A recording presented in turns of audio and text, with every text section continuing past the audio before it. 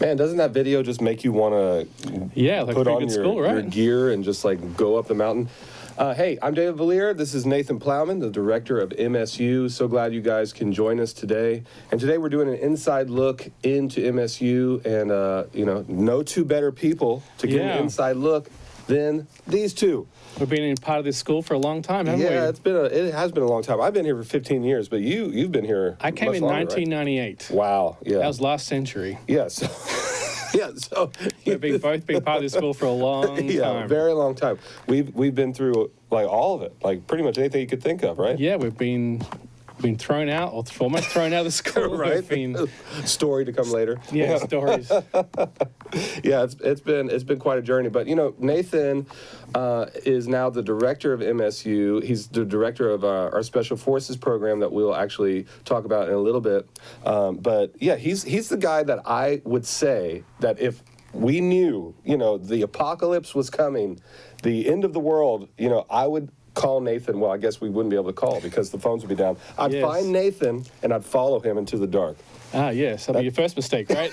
But that is the truth. So anyway, Nathan, talk to us today. What do you have on your heart as far so as today MSU? we want to just kind of dig deep into MorningStar MorningStar University. Yeah. We both came to MorningStar when it was called MorningStar School of Ministry. Yeah, MSM. Yeah. And now it's MorningStar University and the College of Leadership. And so we want to talk a little bit about the evolution of the College of Leadership, how it came about, why we're here now, and then talk about the school, the programs, the classes, just to give you a bit of an insight into what we're doing here. We haven't done a great job of telling our story recently, and the school has changed a lot in the last 4 years. We've done a lot of things. The whole program's been revisited and kind of reworked, and so we have a lot of things going on that we don't really have on our website right now. So we want to take some time this morning and just discuss the school, the programs, the electives, and Dave Valier did mention that he's the director of our worship school. It's true.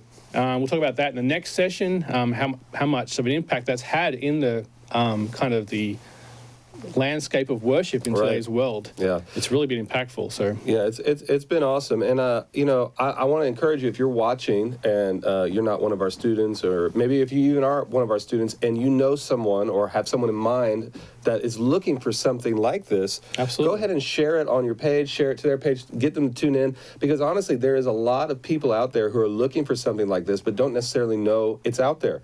Because we are a ministry school in a sense, but we do so much more. I'd actually say we're so unique in the sense of a lot of places you go to like this that are a ministry school, it's very ministry focused, which is great. Right. But we actually, I think what's so unique about us, we give tools that can apply to all areas of life, and we view all areas of life as our ministry. Yeah, so the fundamental really difference cool. between us and a ministry school is that in a ministry school, they're gearing people towards pastoring, being involved in ministry. Right. Whereas in the leadership school, what we've created here is we're trying to get people into leadership in any area that they're called to. Right, yeah, it's really awesome. And so the leadership skills you acquire here, and the leadership capacity that you acquire here can be used in business, it can be used in politics, education, your family, your own personal life. Yeah.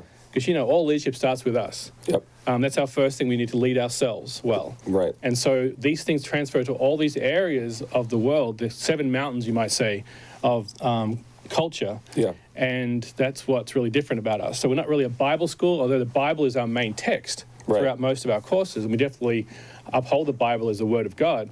But again, we're not a Bible school exclusively. We're not just teaching theology, although we do have theology classes. That is very true. That is very because true. we all believe that leaders should have good theology. And I think you all agree with that leaders need good theology, good biblical-based theology, and not be kind of out in, Oh, I didn't realize that was important. Lost out there in some kind of crazy world. Because we see too many times our leaders who are not well grounded in the Bible tend to drift off into weirdness. Right. And that can take a whole movement in a whole different direction. It's not very healthy. And so we want our people to be well grounded in the Bible and good, healthy theology and understand why we believe what we believe. Right. But we're getting ahead of ourselves a little bit. Yep, you go. How's the quarantine going for you, by the way? Man, the quarantine's going good. You know what's really my favorite part about the quarantine? It's brought back the bandana. I just love wearing the bandana. It makes me feel like I could just go, I go into a store, I'll just put it on, bada bing, bada boom. Yeah, you look like a criminal. I know. I love it. So anyway, it's pretty cool. Yeah, we're social distancing quite well here. Yeah, we're trying, but our director over here keeps trying to get us to move closer. We're working on this. Yeah, but you know, besides that, quarantine's going really well. I'm really enjoying being with my family, and you'd be happy about this. I'm not like an outdoorsy person by nature, right? Right. This has made me just love the outdoors, and I'm loving bike riding and going on, like, we found this huge greenway by our house, and we just go walk on that for miles. It's awesome. So I'm outside every day. We were out last night with me, my wife, my family, and our next door neighbors, because we've been kind of quarantined together a little bit. But we did a picnic last night by the lake. Oh, that's and awesome. It's just like seeing all the people out there. There's more people out there than ever before. Yeah, yeah. It's like as though people have suddenly discovered this whole new world of just relaxing and just enjoying the outdoors and breathing again, and family time and walks. It's awesome. I hope they continue that after we get out of this quarantine. Right, because it shows you how much we were lost in, like, busyness. Yeah. And I'm still getting probably more done now. I'm serious, for real. I'm getting more done now with work and, like, personal, work, if you would say, than I was before all of this. It's crazy. It's kind of like we found a place of rest, and we're operating from a place of rest. Yeah, it's weird. And lack of this noise that we've kind of caught up in, the stress of life and the busyness of life. And right. It's like what Rick said. It's like the weirdest revival of all time. It's so true. It's a personal revival. Yeah, it's just getting back to the basics. Yeah, I've really enjoyed it too. I've got a lot of housework done. Right. Been spending a lot of time with the family, which can be really good at times and really difficult at times. Yes, Definitely. Yes. I was telling Plowman this morning, speaking of difficult, my son hid. I usually get here early for these things, and we could prep and talk. My son hid all my stuff this morning. My deodorant, my keys, my shoes, all over the house. It was like a treasure hunt for my personal belongings. And so I got here right in the nick of time. Yeah. Joys of kids. All right, so let's talk about the school, shall we? Yes, let's do it. So what should we start from? Well, why don't you just kind of give us an overview. So we kind of generally talk about, leadership, all that kind of stuff, but, maybe we could talk about what does each year look like, accreditation, all this kind of stuff, if that's Sure, absolutely. Let's go back a little bit before that, though. Yeah. Let's talk about... the history. The history of this. Yes, I forgot about that, history. Yeah. That was a lot of prep time we had this morning. Did well with that. So part of my journey has been, God really called me out of Australia to come to MorningStar. Yeah. He told me very clearly when I was in Australia, he's going to take me out of Australia and he's going to take me to the place of the eagle. Whoa. He mentioned the place of the eagle, where the eagle predominates the country. I don't think that's a real word, but it sounds good. But anyway, so I ended up here at MorningStar through some different dreams and visions. And I was here in 98. I was here for 20 years. Oh, I'm sorry, I was here till 2007. And I left for a few years. I moved to Egypt. Wow. So I ended up doing some work with some relief agencies in Africa, and I was planning on joining a group of people in Egypt and traveling down to Zambia with some relief trucks, kind of driving all the way down through all those countries, but I got stuck in Egypt. So I flew to Egypt, met these people, then I couldn't go with them into Sudan because they wouldn't give me a visa. Oh, wow. So I found myself stuck in Egypt.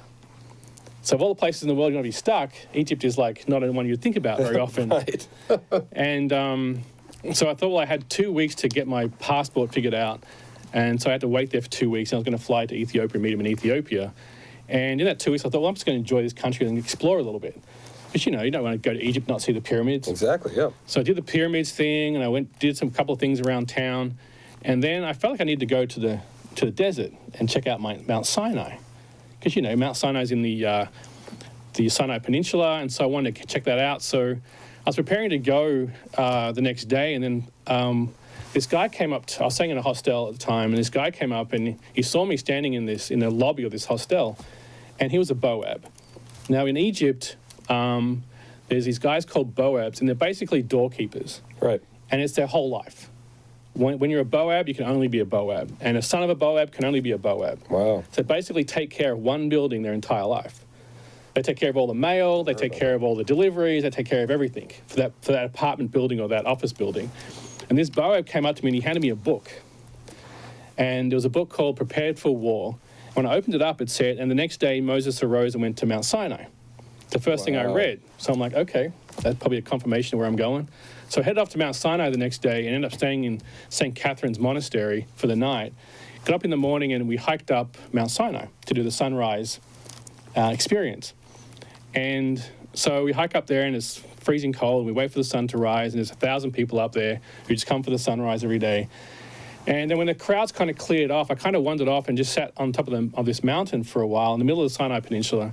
And I was just kind of like, God, I was working at MorningStar for a long time. That's kind of a season of my life that's over. I'm here in Mount Sinai. My life was meant to be with this new organization, but that hasn't worked out very well. Here I am. What should I do? Right. Here's my life. You've always guided me. You've always given me direction. You brought me to this place. What should I do the rest of my life? I give it to you. What should I do the rest of my life? And he spoke very clearly to me. He said, build me an army. And then he started to download this whole, like a big, huge download of all how to do that. How do we create this new, I guess you'd call army for a better word, but not like in a military sense, but in a real spiritual sense. How do we do that? He started to show me this whole idea of a leadership school and what it would look like. And he started downloading it. For the next year while I was in Egypt, I started writing down all these ideas and really developing this idea of a school of leadership to raise up leaders. You ended up in Egypt for a year? Yeah, I was there for a year. So I actually fell in love with the place. Yeah, I went for 2 weeks.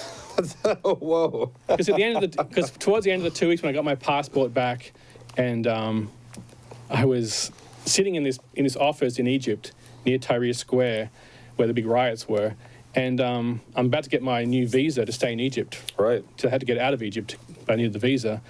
And I felt like I said, God, I want to stay in Egypt. I feel like I need to stay here for a while. And I got a phone call from a school, and they asked me to be a teacher there for a while, and they offered me a job, like within 5 minutes. Man, that's awesome. And then I called another person I just met at a church when I was in Egypt, and I said, can I stay with you? And he said, yeah, come stay with us. So I had a job in a house within 10 minutes of me saying that. Wow. So I ended up staying there for a whole year and just, taking like a sabbatical from ministry, from life. It was really quite a good time. Did a lot of snorkeling and scuba diving in the Dead Sea. Of course you did. Yeah, of course. It was a lot of fun. Traveled through the deserts. Yeah. We hiked through the deserts, hiked all around Jordan and Israel. That's so awesome. Backpacking, stuff like that. So it was quite an adventurous time for me, but it was a really good time. But then when God called me back to America, it was time to establish this school. Right. So I spent nearly 3 or 4 years just trying to find where this school will land, and then God finally spoke to me and said, go back to MorningStar. And that was a very direct word. I couldn't deny it. I wasn't planning on coming back to MorningStar, not because I had any issues with MorningStar, just I felt like I was moving forward, not backwards. But God told me very clearly, go back and it won't be the same thing. And so, came back and started working in the school again, started working in the program with the Special Forces program and the outdoor leadership stuff. And then the director of the school quit, and Rick asked me to take over, and that was in 2016. Right. So in 2016, we turned it into a College of Leadership, and we've been working on that program ever since, and we have been accredited. Last year, we got accredited through AISSC. Yeah, just come up with some letters. Something like that. Something. And now we're offering associate's degrees and bachelor's degrees in our program. And so the school has definitely grown. We've gone from more of a ministry school to an actual college kind of setting where we're having classes on different subjects. It range from, we talk about business a lot now, a lot of our students come into our school, and most of them want to start their own businesses. And so we do a whole business course with them. Right. Talk about what it means to set up a business, how to set up businesses. We have a lot of people in our ministry who are associated with business. Yeah. And so we have a lot of people coming into our ministry that are high-level leaders from all different aspects of life. That's one of the real benefits of being here, is that we can draw from this massive amount of wisdom from all these people that come through MorningStar, that Rick's affiliated with, that teach in the school, teach in our master's program. And these are guys that you'd know if you heard their names. Right. And so it's really important for us, for our students to be able to see these people who are not just teachers. One of the biggest issues I feel, we're in a time when it's a different time, I think, because now in our history, people are questioning the need to go to college. Yeah. This is a new thing. This is not being something that's been quite common. In the past, usually it was just a given. You graduate high school, you go to college. That's how you advance in your career. That's how you get good jobs and so forth. But I think now we're seeing for the first time in history, people are realizing that, or asking the question, do I need to go to college? What is college really getting me, and can it help me to be what I want to be? Right. And especially if you want to start your own business, especially if you want to start your own thing, college isn't always the best place to go. Now, I'm a big advocate of college. I went to college. I've got a degree in science, and I believe in college. But I think we have to be really careful because colleges, one of the things that really become problematic is that professors become so tenured that they're so far out of the field. And one of the things that we've really strived to do at MorningStar University is not have tenured professors. Yeah. People are just teaching all day long. We want people who are out in the world doing their thing Right. and come in and teach as part of their passion to help raise up young people. And that's different because if you're out in the world doing this stuff still, then you're fresh. Yeah. You're current. Right. You know, I had a friend of mine who wanted to go to school for some technical thing. I can't remember what it was exactly. But he went to apply for a job, and they said, look, if you go to college, you'll come out of college 5 to 10 years behind where the current technology is. Wow. If you come to this job, we'll get you through that, and we'll teach you all the current things. And so I think there's just been, there's just a different aspect of college right now that is really not healthy. Right. And it's not really giving you the skills you need to really go forward in life. Yeah. It may give you the technical skills or the information, but it's not really helping you be a better person. It's not developing your character. Right. It's not really developing spiritual. It's not even putting you in the middle of it. It's just Yeah, it's lots just of information. Information, yeah. And so what we're really trying to do here is, yes, give you information, yes, give you training and teaching, but also develop your character. Yes. I mean, the difference between a good leader and a bad leader can be character-based. Yes. Okay? It's where it's the brokenness inside us. And one of the things we do focus on in our school is healing. We want people healed from their brokenness.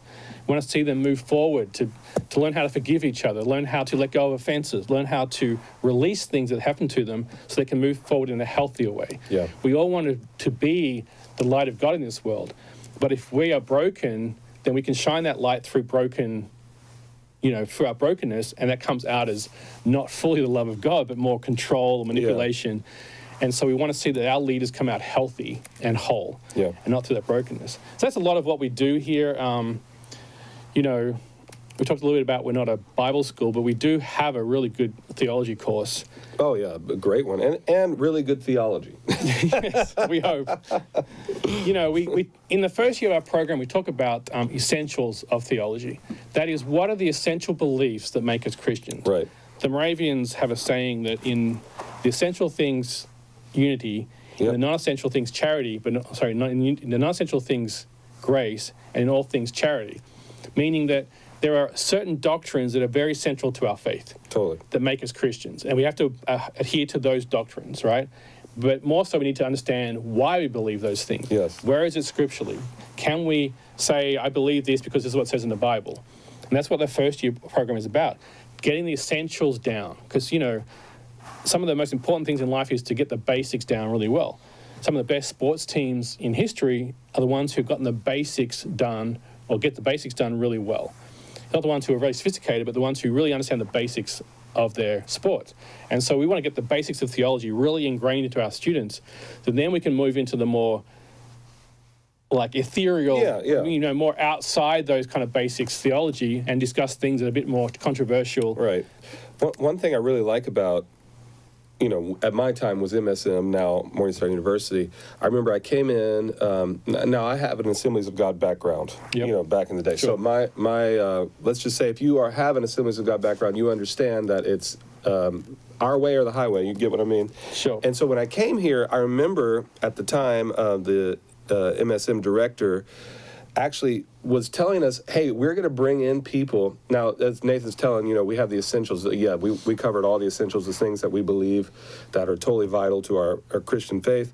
But then we're going to bring in people for these non-essentials that are going to not necessarily agree with each other throughout the year. And I remember, I was like, well, blasphemy, oh my goodness.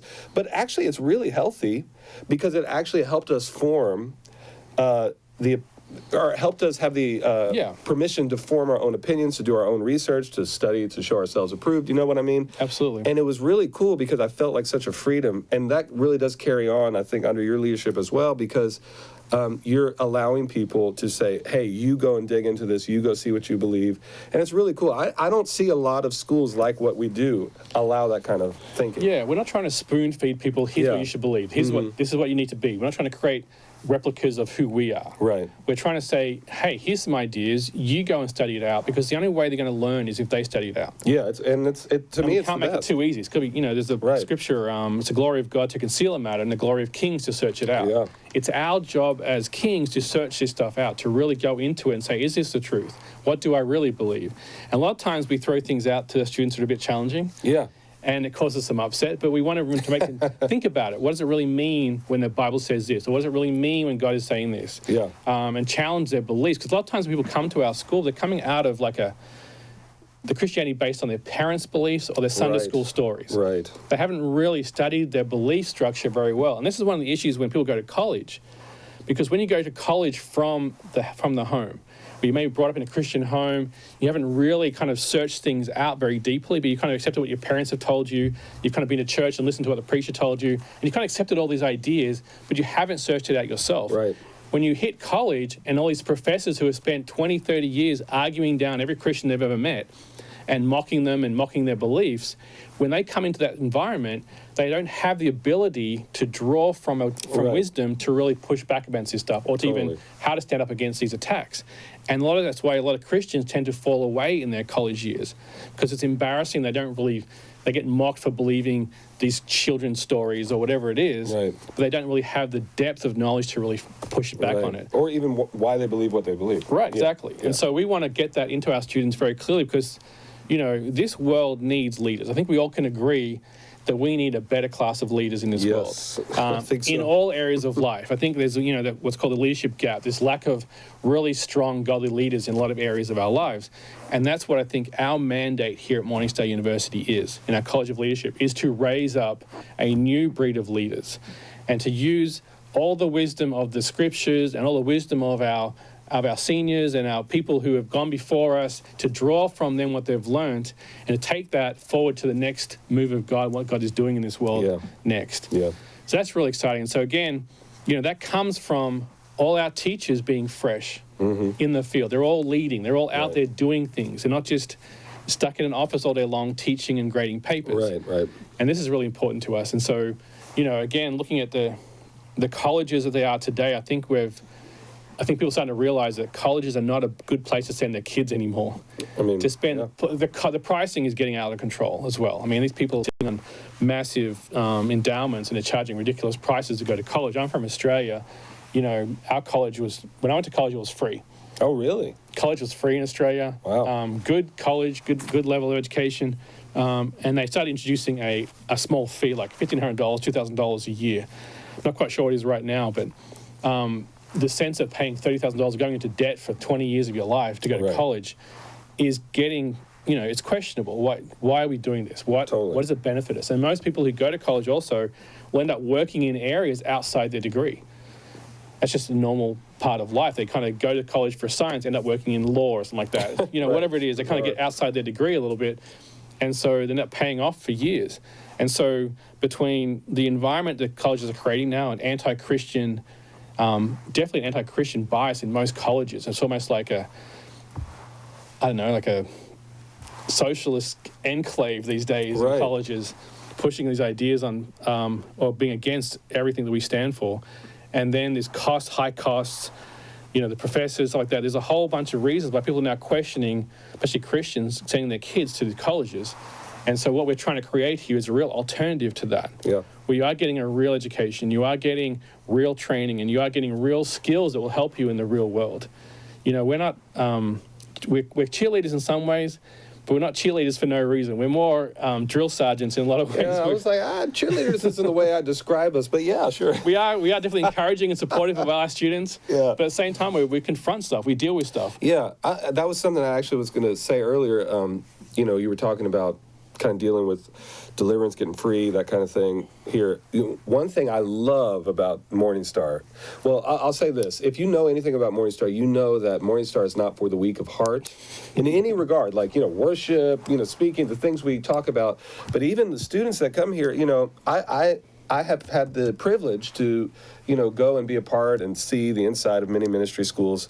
And a lot are really, and I'm saying this in the best way, they're just really, I'm trying to think of a good word. They really nurture in a really great way. And I don't want to belittle that. Sure. But I believe we do the same thing at the right times, but Right. a lot of times we are, when someone's like, please, like, tell me what to do. We're here being like, you got to figure it out, Right. And like you got to get tough, and like you ain't in high school anymore. Like you got to start thinking for yourself, And at first, people are like, you don't love us, and that's not the thing. It's we do hear that a lot, though. Yeah, yeah, we do. But like it's we love you and we want to see you grow Right. for yourself, and we don't want. What happens if Plowman and David and Rick, go away? Can you sustain? That's our Right. goal. We want you to sustain with the Lord in your own unique walk, and even with confrontation. Yeah. I think that's one thing I learned so much here was healthy confrontation. How to, have an opinion that differs from, let's say, your leader, and how to approach said person or someone else respectfully and be able to listen and hear it out. It's really healthy, and I think that's one thing I really appreciate about here. Yeah, all growth is uncomfortable. Totally. And so there's a place where, we're not afraid to push people through that uncomfortable period. Yeah. We're not afraid to let people feel that discomfort of growth, that stress, that anxiety, or whatever it is that causes them to kind of move into the place of growth. We want to challenge people. We believe people can go out and do great things. Yeah. But you can only do great things through great sacrifice. Yeah. There's no easy path to greatness. And that's one thing we really kind of focus on. I know that we're going to have Tom Hardiman come on a little bit. And what he teaches in his course on leadership, or biblical leadership, is that there's no easy way to become great in the kingdom. Mm-hmm. If you want to do great things in the kingdom, you want to do great things in life, there's great sacrifice. There's no one you can read about in today's world, in the present, past, in history, who did great things without great sacrifice. We have a saying in SF that the man on the mountain didn't fall there. What that means is the man on top of the mountain didn't just fall there by accident. He had to work his way to the top, step by step, all the way, sucking in air all the time. Yeah. The pain, the agony of going up that mountain, that was his journey. And if you're not willing to take that journey, then don't think that you can do great things. Yeah. Because that's the journey of greatness. That's a journey that humbles us. That's a journey that develops us, helps us to grow, matures us. It leads us to a place of being able to handle being in that place. Totally. That's so good. Being in places, we talk about character a lot, but sometimes we promote people because of their skills. Mm-hmm. I think you see that a lot in the worship world. Yep. People are promoted onto stage, promoted into fame and fortune based on their skills, but not on their character. And your skills can take you places your character can't sustain you. Yep.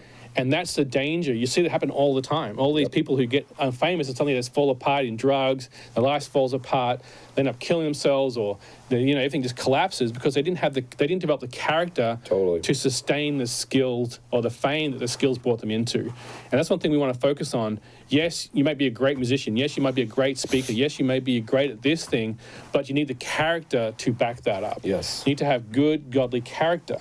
Yeah. And that's the development walk that we have with most of our students, is developing their character. And that takes time. That's why everyone's pushing for an online schools right now, but you really can't develop character online. Yeah. Online is great for transformation of information, but not necessarily great for discipleship in a real way. And so we want to see people on campus, we want to spend time with them, because usually it doesn't kick in until about the second year. That is very true. We start seeing all these, the honeymoon period seems to be the first year of the program. Not always, maybe the first 3 or 4 months.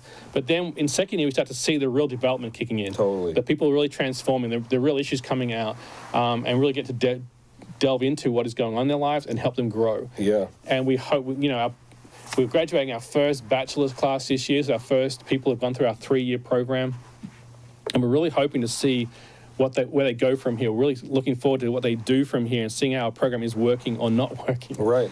But we're always revising. We're always every year we look at what we're doing. Is it good? Is it better? Can we do things better than what we're doing it? Can we do things more efficiently? Yeah. Do we need to change our programs? We're really always evaluating. I think we need to constantly be doing that in our own lives. Right. And we do that in the school. So we're constantly trying to be better at what we do, because raising up leaders is a challenge. It totally is. I mean, and I think that's another cool thing about MorningStar. You literally never know what you're going to get. Now, that doesn't mean we don't plan. That doesn't mean we don't. But we are totally, and I think it's something I actually really respect, is that we're totally okay with being like, hey, this isn't working, or hey, God's doing something different. Right. You know, and it's so, you know, when we use the word adventure a lot, we ain't kidding. This place is all about adventure, not just in SF and the worship school and everything. It's just it's an adventure, and it's awesome because I feel like that's like following the wind of the Spirit, like following the Holy Spirit. And Absolutely. I think that we have to leave time for that because there is Yes. our plans. Right. But I kind of tell our students, our plans are always plan B. Plan A is that God turns up and does what he wants to do in the classroom. that's where we're going. But plan B is if God doesn't turn up, then we'll go back to our schedule and keep moving forward. Right. But there are times in our years when things will just shift. Yeah. We'll just kind of take a different track for a while. The students may be going through something a little bit different, so we may just cancel some classes and go a different direction with some things. So we do follow the Spirit in that sense. We are very biblical based, but we're also trying to follow the Spirit as well and bring the Spirit into the classrooms. Right. Because the Spirit is the one who teaches us from the Word. Absolutely. And reveals to us the Word. So, yeah, it's quite an interesting school to be in. We're very flexible as far as allowing students to explore other areas of their lives that they're passionate about. We have a student right now who's off on a boat doing an internship on a boat. Who? Isaac. He's off on a boat right now. Really? For 12 weeks. He's going to be sailing all the way down through the Panama Canal and up around to Alaska or something. Whoa. He's doing a whole internship with a Christian crew, learning how to sail, learning how to, That's awesome. manage a boat. A 50-foot catamaran of all things. So that's exciting. Wow, I didn't know that. We have 4 guys right now stuck on an island in the British Virgin Islands. 4? 4 guys who are stuck there right now because of the quarantine. We went there to work with one of our former students, this lady who purchased an island out there, and they're working with her and doing an internship with her right now for the next month. Man, how terrible. Yeah, I know, right? You're stuck on an island quarantining. Oh, gosh, oh no. Private island in the British Virgin Islands. I feel so bad for them. We want our students to go and experience these things. You're only young once, and you don't have a lot of attachments and connections until you get the option to go out and do these things. And because these will change your life. This will change your life forever. Right. And you can't do that when you have kids. Nope. You might want to run away to a private island for a while, but you just can't get to do that. Right. So anyway, what else are we talking about? Where are we at? Well, we were just talking about kind of like the heart of the school, the accreditation. You haven't really mentioned masters too much. Are you wanting to go into that? Yeah, so we do have the bachelor's, the 3-year bachelor's, 2-year associates, and then we also have a 1-year master's program. Now, this is really a new thing. This is the 2nd year we're running it right now. And what it is a master's in leadership. There you got the screen coming up there, I believe. And it is a 12-month program. You come into the school, come into MorningStar for 3 days a month. It's a Thursday, Friday, Saturday kind of deal. And you'll do these intensive classes. The speakers are world-renowned they're awesome. Experts in their field. We've got people who've worked in government, military, business, people who've done great things in these fields. Come in, they spend time with you. I think they're showing some of the speakers right now. There's Rick and Dave and Mark Nuttall, who worked with the Reagan administration in economics. There's General Boykin, who was the head of Delta Forces. There's Lance Wallnow, who does the Lance Wallnow thing all over the place, well known. Nikolai Papadopoulos. Yeah, I can never say his last name. I think that's right. I hope that's right. Apology if it's not. He was a CEO of Aston Martin, I believe. Oh yeah, he was the CEO of Aston Martin. He's a prince. Yeah, right? Incredible stuff. Yeah. And then we have some other people there. My eyesight. Oh, there's a great guy. Look at that guy. Gottfried. Nathan Plowman. Wow, Nathan incredible Plowman. Speaker there. Who else is there? He's okay. Al Woods, NBA player. Michael Fickus, author. These are all incredible people in their own right. The course is amazing, what they teach. And because the class sizes are small, you get to actually spend time with these guys. It's not just a lecture situation. It's sit down, have dinner with them. You have breakfast, lunch, and dinner all together with the speakers. You get to engage with them, you get to talk to them. They're very available to talk to you. They really enjoy the time with the students. Now, this is a bit of you need to have a bachelor's in order to get into this program, of course. But this is great if you're out there doing stuff already, but you want to increase your learning, you want to increase your capacity for leadership, you want to do better at your job, you want to learn more skills. This is a great course for those. If you have a small business or you're working in government, whatever, this is an incredible opportunity to come in just 3 days a month for 12 months. And then you just kind of, again, you hear from some great leaders about some really interesting topics that as diverse as is history and theology and leadership and all these things like that. And you get to engage with them and talk with them. So it's a very exceptional program. There's nothing like that really that I know Yeah, of. it's super unique. With that amount of contact with the leaders and the speakers. And again, these aren't professional lecturers. These are people who've gone out and done incredible things with their lives. And some of them are retired. Some of them are kind of stepping back right now. Right. But most of them are still involved in politics or still involved with businesses, still consulting. Yeah. These guys charge thousands and thousands of dollars just to speak in some places, and you get to come and sit down with them and talk with them and engage with them. So it's really an incredible program. Yeah, it's awesome. So again, that's the master's program. It's on our website as well. Our website being morningstaruniversity.com or mstarm.com. Yep. So check that out if you're interested in the master's program. So yeah, where were we? What time is it? It's a couple minutes. 9:45, yeah. So let's talk a little bit about our courses. Yeah. Now, again, we talked about the 3-year program, 3-year bachelor's, and we have the 2-year associates, and then we also have just the 1-year standalone, kind of like a gap year. A lot of our students want to come out of college, do a gap year, and then come out of high school, do a gap year somewhere, and then go to college. And this is a great place for a gap year because, again, it's going to get you the foundation you need in theology, in spirituality, in leadership, in your own life, to go into college and survive the college experience in a healthy way, if that's what you want to do. If that's what you want to do. So again, the courses we teach in first year are focused around biblical leadership, and we have Tom Hardiman teaching that. Tom Hardiman's been a pastor for a long time. A long time, Awesome. Incredible experiences, incredible wisdom. He's seen everything. He's been through everything himself, so he understands the path. And so the biblical leadership program is really developing what it means to be a leader in a biblical model. Yeah. And then we have Justin Perry, who's our lead pastor here at MorningStar. He teaches our theology course. Yep, theology, eschatology. Yeah, he's very passionate about the Word. He's very passionate about combining the Word and the Spirit. And so it's an incredible class. It's digging very deep into these essential theologies. And then we have Rick Joyner teaches. He teaches on the prophetic perspective, a bit of history and prophecy and what it means, what times we're in, how do we read the times, how do we understand the times we're in. Then we have spiritual disciplines. So we learn about prophecy, which is a big thing in Morningstar is about. We learn how to prophesy, all the issues around prophecy, and we get you guys activated in how to be more prophetic. You know, the Bible says that, Paul says, I hope you all can prophesy, and we believe that everyone can prophesy. Not everyone's called to be a prophet, but we can all prophesy. We can all hear from the Lord and speak what we're hearing from the Lord. We can all get revelation. God's always speaking to us. We believe that in this ministry. We don't believe that was a thing that happened back in the day. We believe that God speaks to us, and how does He speak to us is a question. Or how does He show us things, whether it's pictures or words or dreams or visions, and then how do we use that in our lives, or how do we help other people through that process? So we talk about prophecy a lot, intercession, prayer, fasting, these kinds of spiritual disciplines that help us grow spiritually.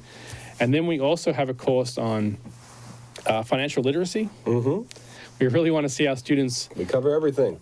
Be good stewards of our finances. Yeah. One of the things that came out of some surveys with students coming out of college was no one ever taught me how to balance a bank account, or not balance my books, or how to balance a budget, or how to understand finance, or how to get out of debt. And so we really want to, how to deal with credit, because I think we're all kind of getting caught up in that trap. Right. And so we really want to see our students learn how to be good stewards of the finances God has given them, and how to handle it and make money work for them and not work for their money. Yes. Yeah. And so we have a course on financial literacy that leads into a business course in second year, because we really understand you have to understand money and understand what you believe about money. Because sometimes Christians and people can have weird ideas about money. Right. I mean, you might think that people who are rich are evil. That's not true. You might think having too much money is bad. That's not true either. It's just what we do how we steward what God has given us is important. And so we learn to understand money and understand our beliefs about money as well, and trying to break down any false ideas we might have regarding money. Right. I would definitely like to have more money, and I think I could handle it quite well. I like to have the test of more money. So anyway, that's kind of the first year program. I also teach a little bit in first year, and that's related to kind of the new ideas about leadership. A lot of what's coming out today, a lot of big organizations like Google have spent a lot of time and money studying leadership, studying teamwork, studying how teams function. And there's a lot of great books out right now. People are really looking into the ideas of emotional intelligence. This is a new idea. The ideas of, how to be more efficient in leadership. And so what I spent most of my time doing in the past is studying all these ideas, looking into all the new ideas coming out of the world and showing them that it's all in the Bible. There's this real famous book a lot of people have read called Good to Great. And this guy, Jim Collins, wrote this book, and he studied all these massive companies that went from okay companies to great companies. And he studied the leaders of each company. And what he really tried to do was not make it about the leader, but to make it about the company philosophy or make it about the company's, culture, whatever it was. But he kept coming back again and again and again. All the evidence and all the data he collected pointed to it was the leader that was transformative to these companies. And what he labeled a level 5 leader, there was levels 1, 2, 3, 4, 5, but it was level 5 leaders that really could get a company from good to great. Yeah. And one of the main characteristics of that leadership was humility. Now, humility is one of the things the Bible talks about a lot, right? All throughout the Bible is words about being humble, and God will exalt you, being humble, and this will happen, being humble. And so, again, he spent thousands of hours studying all these companies and came to a conclusion that God told us a long time ago: be humble. If you're a leader, be humble. How do we act in humility as a leader? How does that manifest in leadership? When you're the CEO of a company, how do you be humble? Right. How do you live a humble life? Right. It doesn't mean giving away all your money. It just means how do we become a place where we can actually accept criticism, or we can listen to people's ideas? How do we stay in that place of humility? And so what I've noticed is a lot of these things that the world's coming up with is actually what the Bible's been saying for 2,000 years. Yeah. So true. And so true. I kind of connect those two things together in our courses because there are great wisdom in that. Like, the Bible says, be humble. The world says that great leaders are humble. So that's kind of what I teach as well in the first year. Read the Bible is what he's trying to say. And then you got also in first year, you got people like myself and Ed Perez, who's our spiritual. What would you call him? He's our student pastor. He's our student pastor. We come in, and this is when you have to really be grounded in your essential beliefs. No, but we come in and we kind of we have chapel every Friday. Yeah, on the spiritual side of things. Yeah. So we dive into that kind of stuff. It's really delve into the different realms of the spirit. And one thing that God showed me a long time ago was, the word of God is like the rock. And if we tie ourselves to the rock, we can float off into these spiritual realms. Right. But be tied to the rock of truth. Yes. If we're not tied to the rock of truth, when we start floating off into these different spiritual realms of dreams and visions, we can get caught up in imaginations, and then suddenly we get drifting off. Right. And we've seen this happen too often with leadership who've come out of different Bible schools and who have really got these incredible spiritual realm experiences, but it's not tied to the rock of truth. Right. It's not deeply tied. And if we're not tied to that rock again, they eventually will float off into this weirdness. Yep. And it's okay to be weird when you're in the spirit realm, but it's not the key to being in the spirit realm. Yeah, absolutely. It's like what Rick says. It's like there's good weird and there's bad weird. We don't like bad weird, even though everyone thinks we do. We really don't. But we like good weird. But good weird is just when the spirit infects the natural, weird things are going to happen. Right. You just can't avoid it. It just doesn't make sense. And we don't mind shutting down bad weird very quickly. Right. And if we think it's bad weird, then we'll deal with that. But, but sometimes it's hard to discern that. You have to really be discerning. You have to wait a little bit and to see where they're coming from. But yeah, again, that rock of truth we have to be tied to so we can experience these things out in the spiritual realm. Yeah. Because again, there's other religions, other cults out there that delve into all these spiritual realms that may seem very similar to what the Christian experience is. Yeah. But they tend to be adding all these lies and all this untruth to that, which will take you off. And if you don't recognize or don't understand the scriptures and our theology real well, then we will get caught up into some weirdness. Right. We'll start believing in weird, different gods or, all this other stuff. So that's part of the reason why we love having the spiritual realm connected to that and having those experiences. But we want to make sure it's tied to the real correct biblical theology. Yep. Yeah.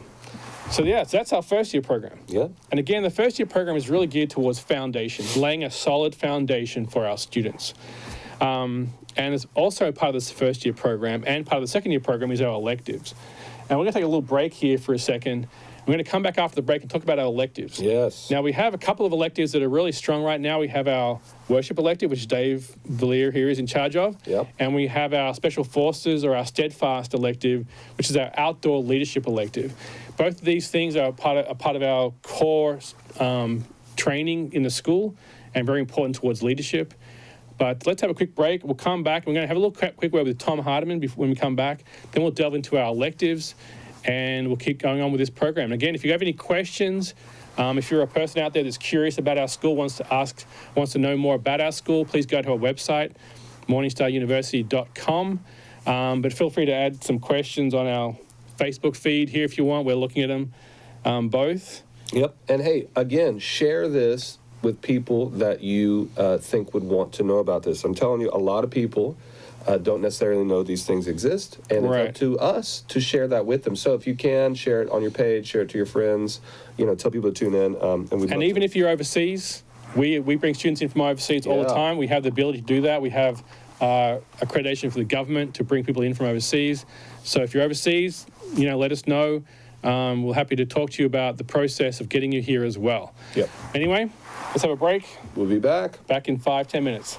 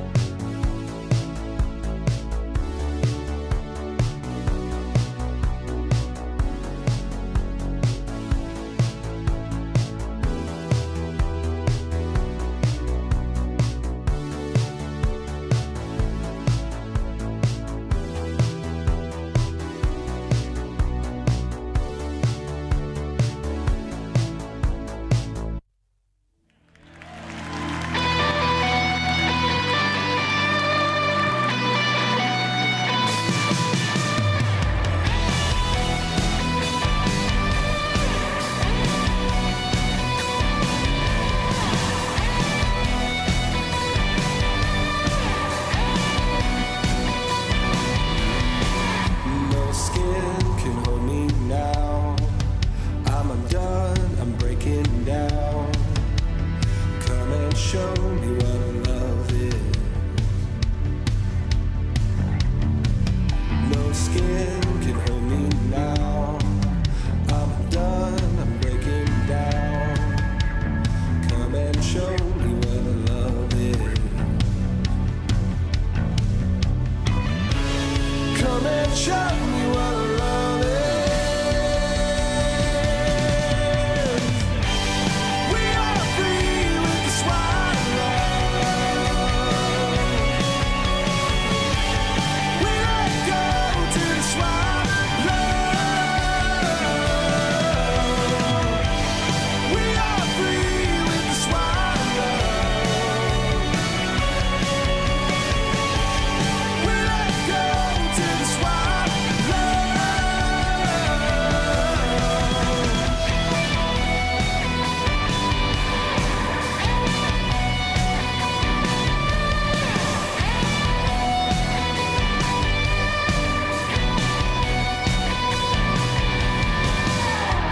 Run away, now a son. Oh, my father, you call me home. Always show me what love is. Run away, now a son. Oh, my father, you call me home. Always show me what love is. You always show me what love is. We are free.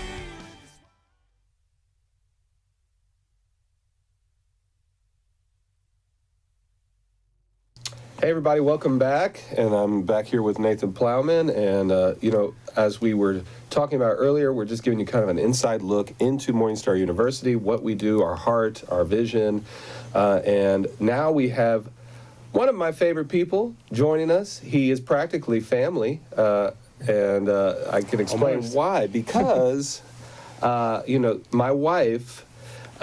This is complicated. Yeah, this is complicated. I always get this wrong. My Write this down, draw a picture, draw a diagram to follow this through.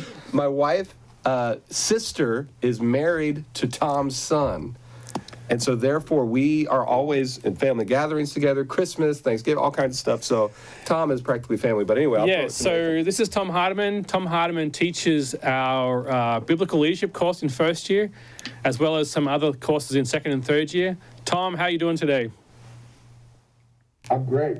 It's been a great time. Yeah, everyone seems to be enjoying the rest, right? Well, it's not been so much rest as it's been the presence of God.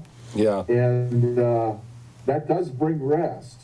Yeah. It's been a real time of separation and time of encountering God in new ways. That's great. New every morning. Yeah, so we were talking about your class earlier on. I wanted you to share a little bit about what you teach and kind of the philosophy of or what it really means to be a biblical leader. Can you share a bit about that? Well, the course is broken down into studying the process that God takes people through in order to uncover the leadership qualities that are in them, and we go through and try and endeavor to get an understanding of the process that God takes people through in order to prepare them for what He's called them to do. Right, because What we do look at admirable people in the business community, in the secular world, some of the successes that they've had, and it's surprising how we have uncovered that many of the great successful people in the business world have great character and integrity with them. And so we study those things. We look at the process of God developing leaders like Moses and like David, what that process was. We look at the instructions that God gives concerning what a leader should look like, what their character should be, what their gifting should be. And then we look at Jesus' style of leadership. and what he taught his disciples, and what he told them they should be, and what he told them they could not be. And so that course covers almost an entire year. Here's what I'd like to say is that I was an Olympic athlete, and I had a lot of success in athletics. And I will tell you this: good coaching makes a huge difference, and many people at this phase of their life need some good coaching. And I believe at MorningStar University we offer that. Mm-hmm. Yeah, I agree. And so what you're basically saying is that there's no overnight success in leadership. There is this journey or this process that takes decades, years.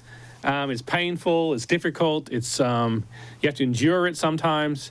But that's really what the where the leadership is formed, or the character and the integrity is formed in that crucible of preparation. Is that what you're saying?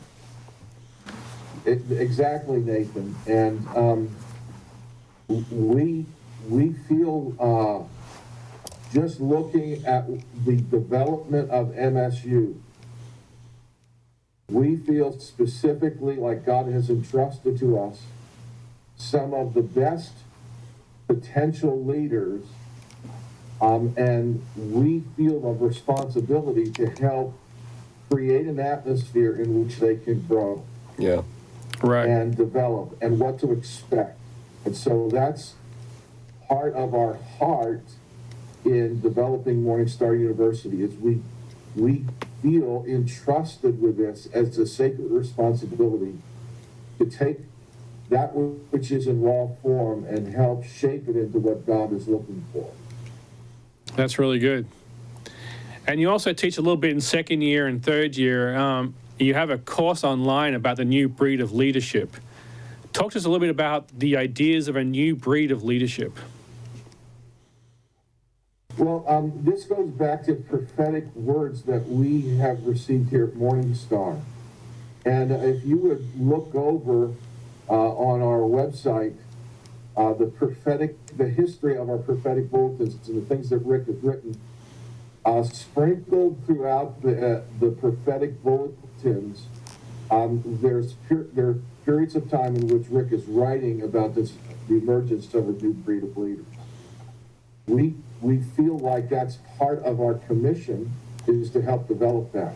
Mm-hmm. This style of leadership is something that the Lord has desired for a long time, and it's as if we're watching over a field of the leaders that God sends us, and we're watching this develop. And so it's somewhat, if we could use this analogy, it's somewhat like a farmer planting things, and then God is entrusting us to make sure that this is fully developed. And so in that course, we talk about the process in the new breed of leaders. We talk about the process that God takes people through.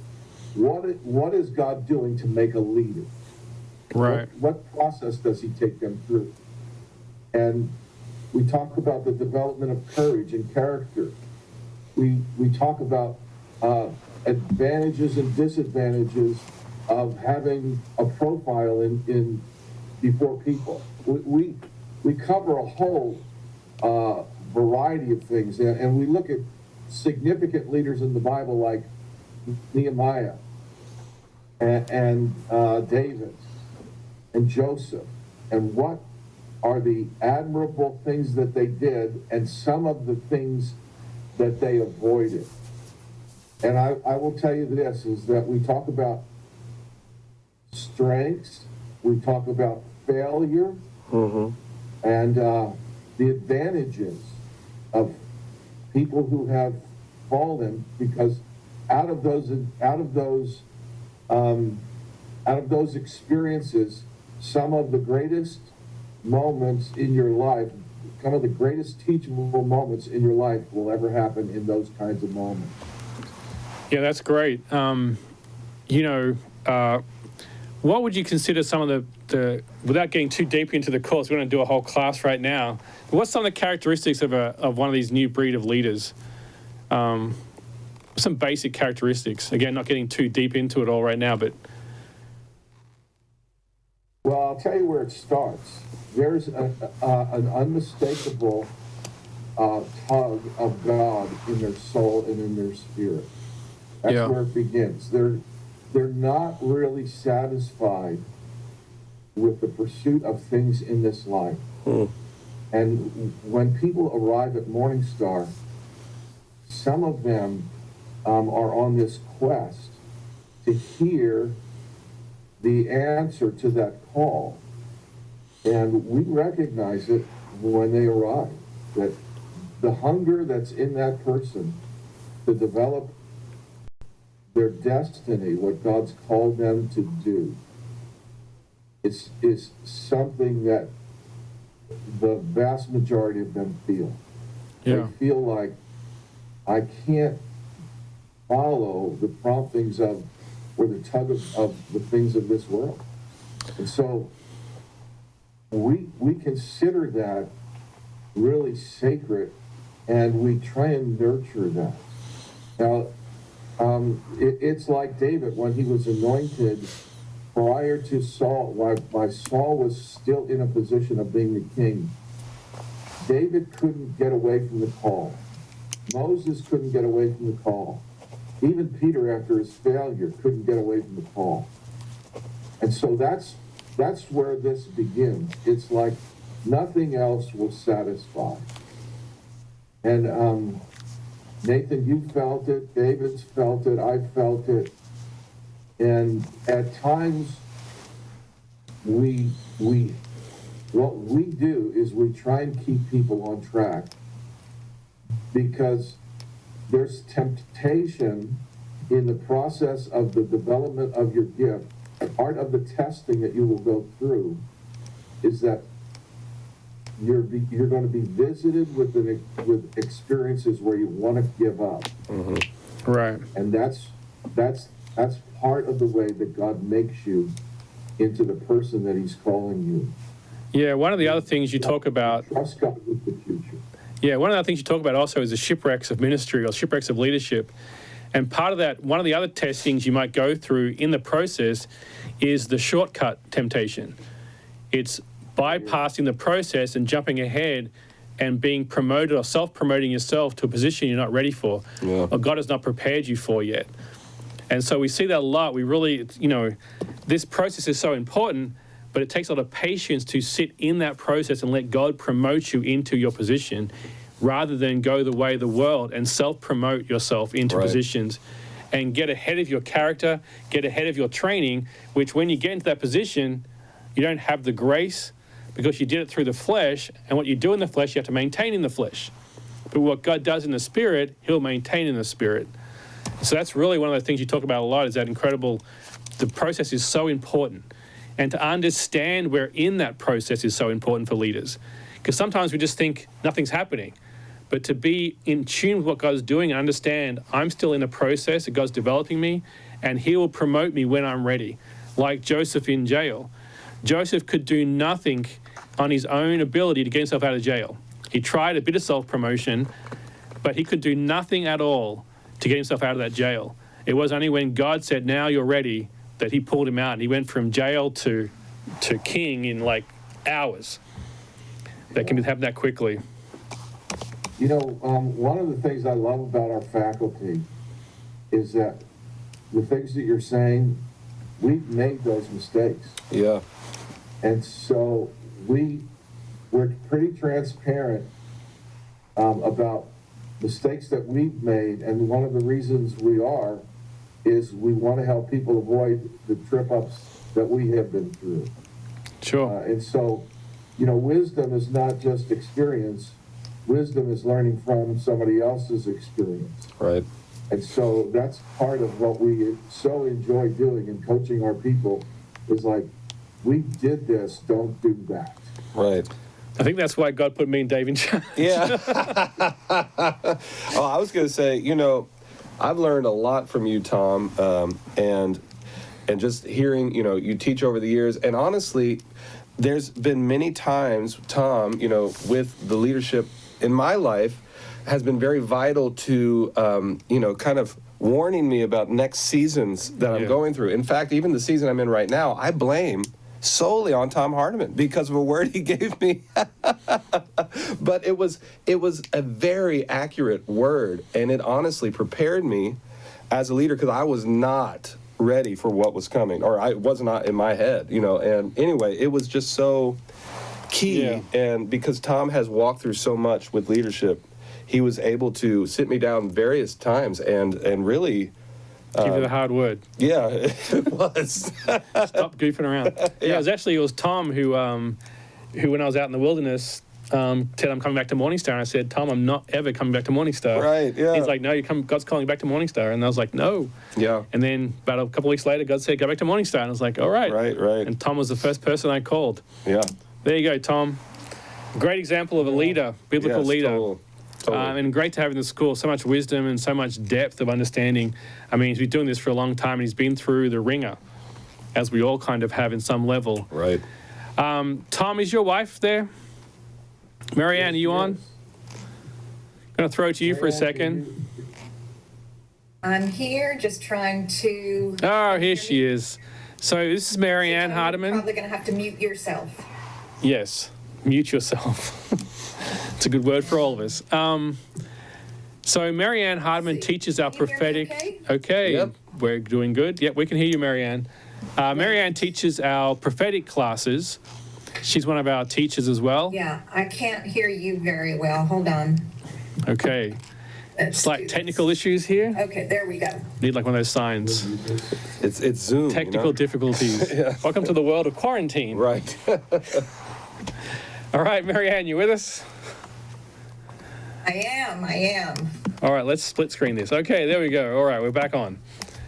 So Marianne, I yes. teach the perfect training at MSU, and go ahead, I'll follow you, Nathan. No, go ahead and talk about your classes and what you teach and... Okay, so I teach on the prophetic training, and it's one of my favorite times. The students are so eager to learn, but we base it off of John 10:27, where it says, my sheep hear my voice, I know them, and they follow me.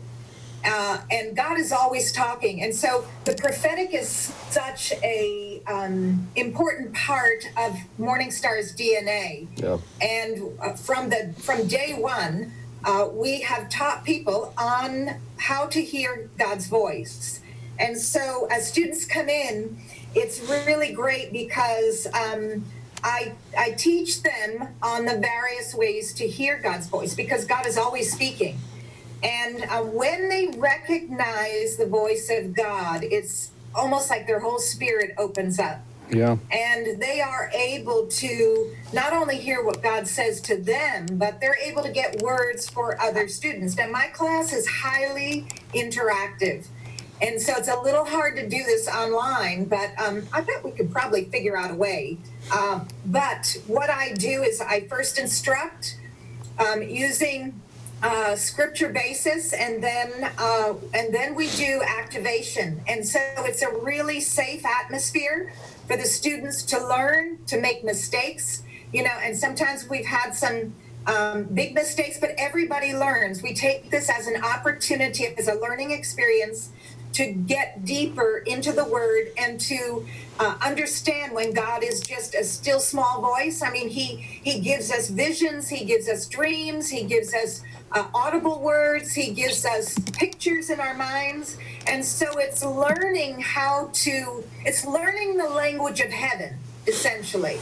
And once you understand that language, you're then able to communicate that to people. So let's take prophetic evangelism. What do I mean by that? Many times, and I know that our teams that go out use this quite a bit.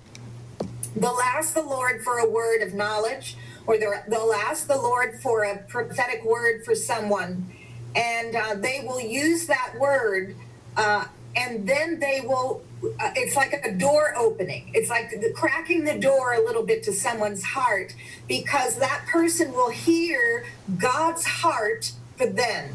And usually it breaks down, that prophetic word or that word of knowledge breaks down the barriers or the walls that they have put up, sometimes like a word of knowledge will go into someone's past and will tell that, will reveal something that had happened to them, and they'll go, how do you know that? And it's God's talking to me about you, and he wants to tell you that he loves you so much that he would reveal something about you so that you would know his love for you.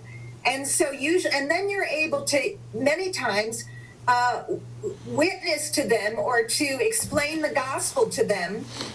And so it's a great tool for evangelism.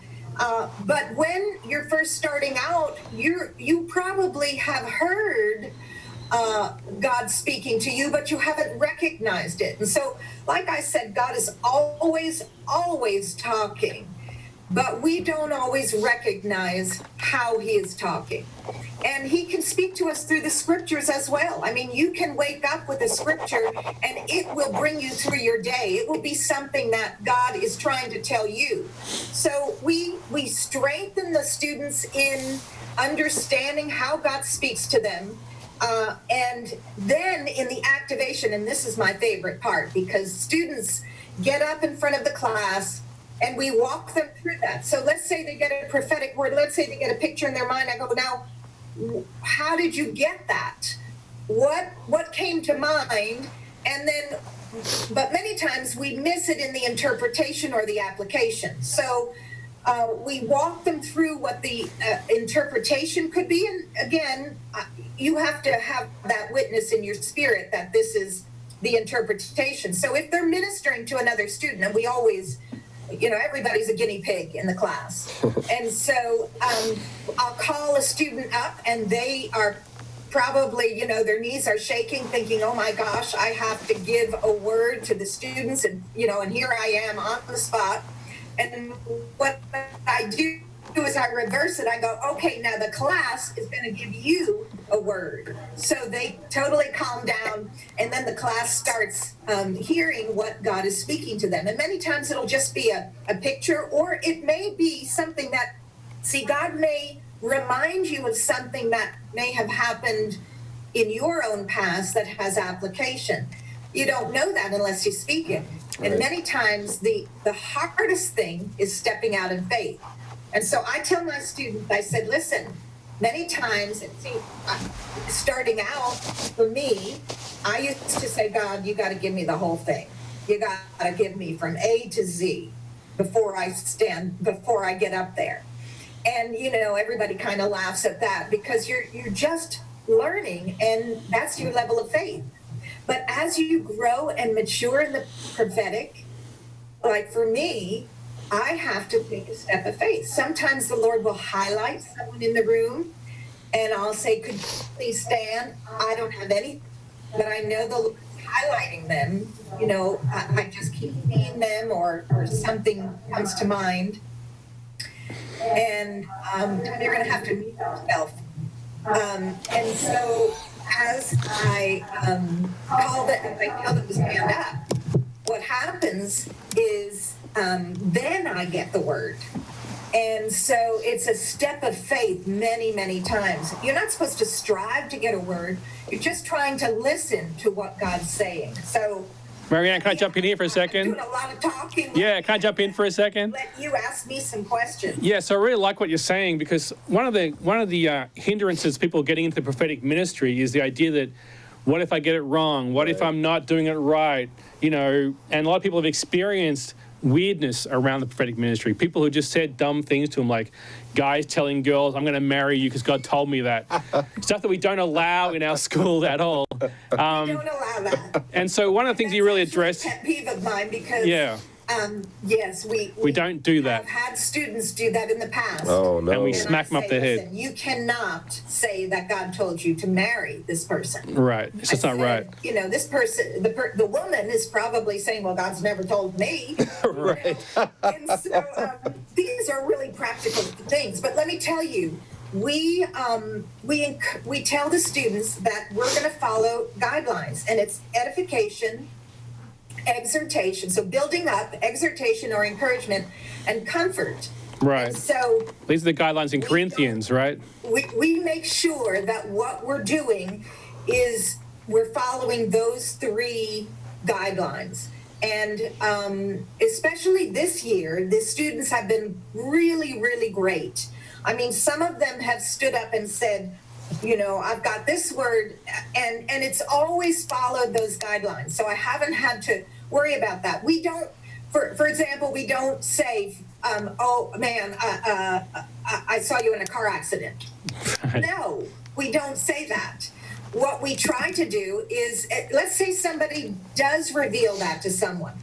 Well, what you're supposed to do is to pray that, not necessarily prophesy that over to someone, but you could say something like this, just be careful as you're driving. The Lord just told me to, that you need to be careful. So it's also the way that you speak that word. Now, let me tell you this. There's in Proverbs 25, I believe it is. It says a word fitly spoken is like apples of gold in settings of silver. Right. And so you want those words that are going to bring life to someone. Yep. If the word brings confusion, if the word brings depression, if the word just, makes you feel terrible, and I'm not trying to say it's a feel-good word, but you have to wonder where that word is coming from. Where did that word originate from? Is it a plan, an assignment of the enemy? We don't want to prophesy the assignments of the enemy. We want to prophesy God's plans. And in Jeremiah 29:11, it says this, "For I know the plans that I have for you, declares the Lord." This is God's word. Plans for good and not evil. Plans for a future and a hope. Right. And so we've had students that have, like, for example, if I can just, I have time to do this? Well, you're teaching right now. You're going to do some highlighting, but, you can't stop a teacher from teaching, right? So we've had great interactions with the students. We've loved it. It's been encouraging to me. It's been encouraging to the students. It's been a great class. Yeah, we don't want to share all our secrets here today. We want them to come to school and learn this stuff. But we really appreciate your passion. What I was trying to get to before was the idea that we're not afraid of mistakes. We're not afraid of the students trying new things and learning through mistakes. There's a scripture in Proverbs again that says, where there is no oxen, the stall is clean, but much increase comes with the strength of the ox. What that's really saying is, if you don't want increase, then sure, have no ox around, and we know there'll be no mess, no manure, no whatever you want to call it. But if you want to have that increase, you want to have that strength, you're going to have to put up with a bit of stuff, manure, crap. I guess can we say crap? I don't know. You can say crap. All right. So you got to put up with some crap, and so that's what we're not afraid of that here. We're not afraid of students making mistakes. We're going to help them. We'll walk them through it. Right. Because it's the mistakes that help you learn to know, yes, that was God. No, that wasn't God. That was me. And so that's what what you're doing in the activation classes. We can split this, screen this with Marianne again. What you're really doing, Marianne, is you're helping them get past that initial hindrances or the fears and allowing them to make the mistakes and giving them the freedom to actually learn that, oh my gosh, God is speaking to me. And I've seen it many times, and we've seen it many times, when this light comes on in the student's mind or in their spirit, where it's like, oh, God's been speaking to me a lot. And they start sharing what God's saying, and people are like, oh, that's me. That's what's going on in my life. And they start to reveal stuff, and it's like this incredible open door now. Yeah, that's awesome. And God does speak to us all differently, and so learning to understand how God speaks to us, whether it's through our senses, whether it's through our mind, visions, dreams, that kind of stuff. So so it's a great class. It's a fun class, and I think the activations with the students, standing up or going out, perhaps acting on a word of knowledge or a prophetic word that they've gotten, increases their faith. Right. So then they think, wow, if God's speaking to me now, I can really act on this. And they're learning, they're listening, and they're not missing it. And I don't mean not making mistakes, because we all make mistakes, but they don't want to miss hearing his voice. So it's almost like fine-tuning a radio station where you're dialing in, trying to really understand what God is saying. And it's the most exciting thing when you're communicating with the creator of the universe. Absolutely.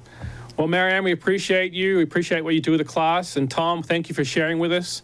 As you can see, we have very passionate teachers. Yes. Very passionate about their subject and very wise and a lot of knowledge as well. So thank you, guys. Appreciate you coming on today. Tom, are you there still? Are you going to say goodbye to us? All right. I don't know. Tom's where he gone. is, so All I'll right. say goodbye for him. Thank you, guys. For me. Appreciate it. All right. Thank you. It's been a pleasure. Absolutely. Thank you, Marianne. Take care. You too. Yeah. Okay, so moving right along, Yeah. let's talk about the worship school. Yes. One of the things that we really have really developed here at MorningStar is a culture of worship. Right. This is a part of our heritage, I believe, part of our whole makeup. So why don't you talk about you being part of this for a long time? Yeah, I'll give a little history. I know Plowman gave his kind of story, how he got here. I'll start at the beginning, and then I'll be brief, but I really want to focus on the worship school here. But just so some of you can know about me, I pretty much discovered MorningStar in my teenage years. I don't remember, how long ago that was, 2000 something. And I remember I saw them on TV in a hotel in Atlanta. I was a part of a youth group, so of course, what else are we going to watch besides Christian television, right? So, I can't remember, it was probably God TV or Sky Angel or TVN, something like that. And I see what looks like to be a hippie gathering, in my opinion. I was just like, this does not look like a church that I've ever seen, right? So there's people dancing all over the place, music like I've never heard. And what I thought was Ellen DeGeneres dancing like a wild woman on stage. Well, Susie Aaron? yeah, little did I know that was Susie Wills, or as she is now, Susie Arai, and one of the worship leaders here from the beginning. Then the camera's panning throughout the stage. Then there looks like there's this guy in a tank top and khaki shorts with I remember, and he looks like Jesus playing the electric guitar, just shredding. Well, that's Leonard Jones. So anyway, all that to say is I was hooked. I was like, these are my people. I've never seen anything like this. So I started kind of really researching what MorningStar was, getting their music. It just really changed my life. And I moved here in 2005 specifically for the worship. I didn't know who Rick Joyner was. I love you, Rick, but I didn't know who you were. I didn't know who Steve Thompson was, any of these guys. And so I moved here immediately for the music right out of high school at 17 3/4 of, that's how young I was when I moved here. So anyway, came to MSM. Had quite a journey. Won't go into it because we need like a He had a process of leadership. yeah, process of leadership for sure. We need like an uncensored. That's maybe a new layer of MorningStar TV I could add. After dark. Yeah, MorningStar TV after dark. But yeah, Tell those stories. something like that. But anyway, so I had a long process here. Had many highs and lows. But let's just fast forward a little bit. I came back to the Lord really, and to MorningStar around 2010 and 11, and started being on staff here. With Molly Williams, if you know who that is. She was the worship director here for a while. And just really, that kind of began my journey back into MorningStar, really into leadership, all that kind of stuff. And so fast forward a few more years, I became the worship director here. And Plowman, I think the same year I became the worship director, also returned to work for, or maybe Yeah. it was a year after. Yeah, around that same time. Yeah, also returned to work for MorningStar University. The Gathering. Yeah, and so, it was the gathering. So, things began to shift. At that time, Leonard Jones was in charge of the worship school, which he laid an amazing foundation. Leonard is so good at really demanding excellence from musicians, and you cannot help but grow musically with Leonard Jones. Like, you literally can't. If you either die because you just aren't good, or you get better, and it's really awesome. So anyway, he laid such an amazing foundation. But, when Plowman came on, I started to transition into leading the worship school, and I felt like there was to be a big shift within the worship school on how we approached it, by really taking the history of what MorningStar worship had, but then also bringing in this new realm of lifestyle worship. Right. Which is something I really carry, which is a lifestyle worship. It's not just like you do it at Sundays or conferences or when you're on stage, but it's an overflow of who you are, and that bleeds into your talent, into your skill, into your discipline, all that kind of stuff. But first and foremost, you've got to be a lover of worship and a lover of Jesus, And so anyway, so we really started focusing on that. As we began to focus on that, we saw the school really begin to grow and explode. Yeah. We went from, I think it was 8 students to nearly 30 and worship school students. And we've just seen it really expand, really grow. It's continuing to grow, really continuing to get traction. I think this second year program has been one of the best, most rewarding things I've been a part of in quite a long time. So the students do 3 years. Yeah. And so walk me through the process. So first year they're focusing on what? Yep. And second year they're focusing on what? Yeah, first year you're focusing on really developing your love and identifying your love for worship and for Jesus. That is the main thing. We are not concerned about you on the stage. We are not concerned about Fame, fortune. Yeah, fame, fortune, all that kind of stuff. What we're concerned about, that's like the least of your concern.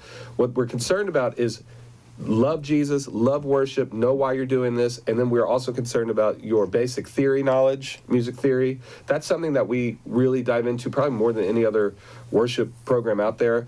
We dive into songwriting basics of that. The basics is what we're going after, but on a higher level than what you're used to. I mean, you're going to be very much so challenged if you think you're going to come here to learn how to write a 4-chord worship song. You are going to be shocked when you get here, because that is not what we're after. We're after unique sounds. We want to go what you have inside of you. We are not looking for you to be another Bethel or another MorningStar or really another anything. We want you to be Coldplay. you. Yeah, that's not what we're after. We want to break you of that and find the sound, the indigenous sound in you. So let's just say this. If you come to us and you're from Brazil and you try to sound like America, we don't want that. We want your sound. We want, you get what I mean? So we're after that. So anyway, first year is all about kind of developing that worship lifestyle in you. Now let's transition to second year. Second year, we start kind of giving you a little bit of a taste of leadership. You start getting on the stage. Again, the stage is not the end goal at all. The stage, if that is the end goal, trust me, we will beat that out of you. Okay, but it is not the end goal. Now, it is a privilege. It is a part of it. It is actually a huge, responsibility, and we want to put the weight of that on there. So, second year is kind of diving into that. Second year is also, beginning to help out with the first years. You start to kind of get into the integration of going out and taking what you've learned and doing what discipling and mentoring. The first years. And so it's really awesome. It's still huge learning curve second year. Second year is I've kind of made the term of this for second year, this upcoming one. It's get better or get out. And I know that kind of sounds harsh, but it's true. We don't want just another first year experience where we're coasting and kind of like, in a sense, coddling and just like being like, this is where we're going to kind of kick you out of the nest and say fly. Right. And see what you can do. You got to be serious. I mean, you're standing in front of the people of God. Yeah. And helping them enter into the presence of God through worship. And so that takes a lot of soberness. Yes, to understand your role in that process. And especially if you get that little bit of fame and desire for self-recognition into you, right, then you're really taking the glory from God. Right, totally. That's a very dangerous place to operate in. Totally. So these worship leaders, they in this very fine line between, right, people entering in versus people entering into to worship them versus worshiping God. Right. So we want to make that really clear to the people, to our students especially, the weight of that. Yeah, and it's so important because in the past, this has nothing to do with anybody. It's just people come here and they just want to climb the ladder as quick as they can, and I've seen so many people fall on their face because of that.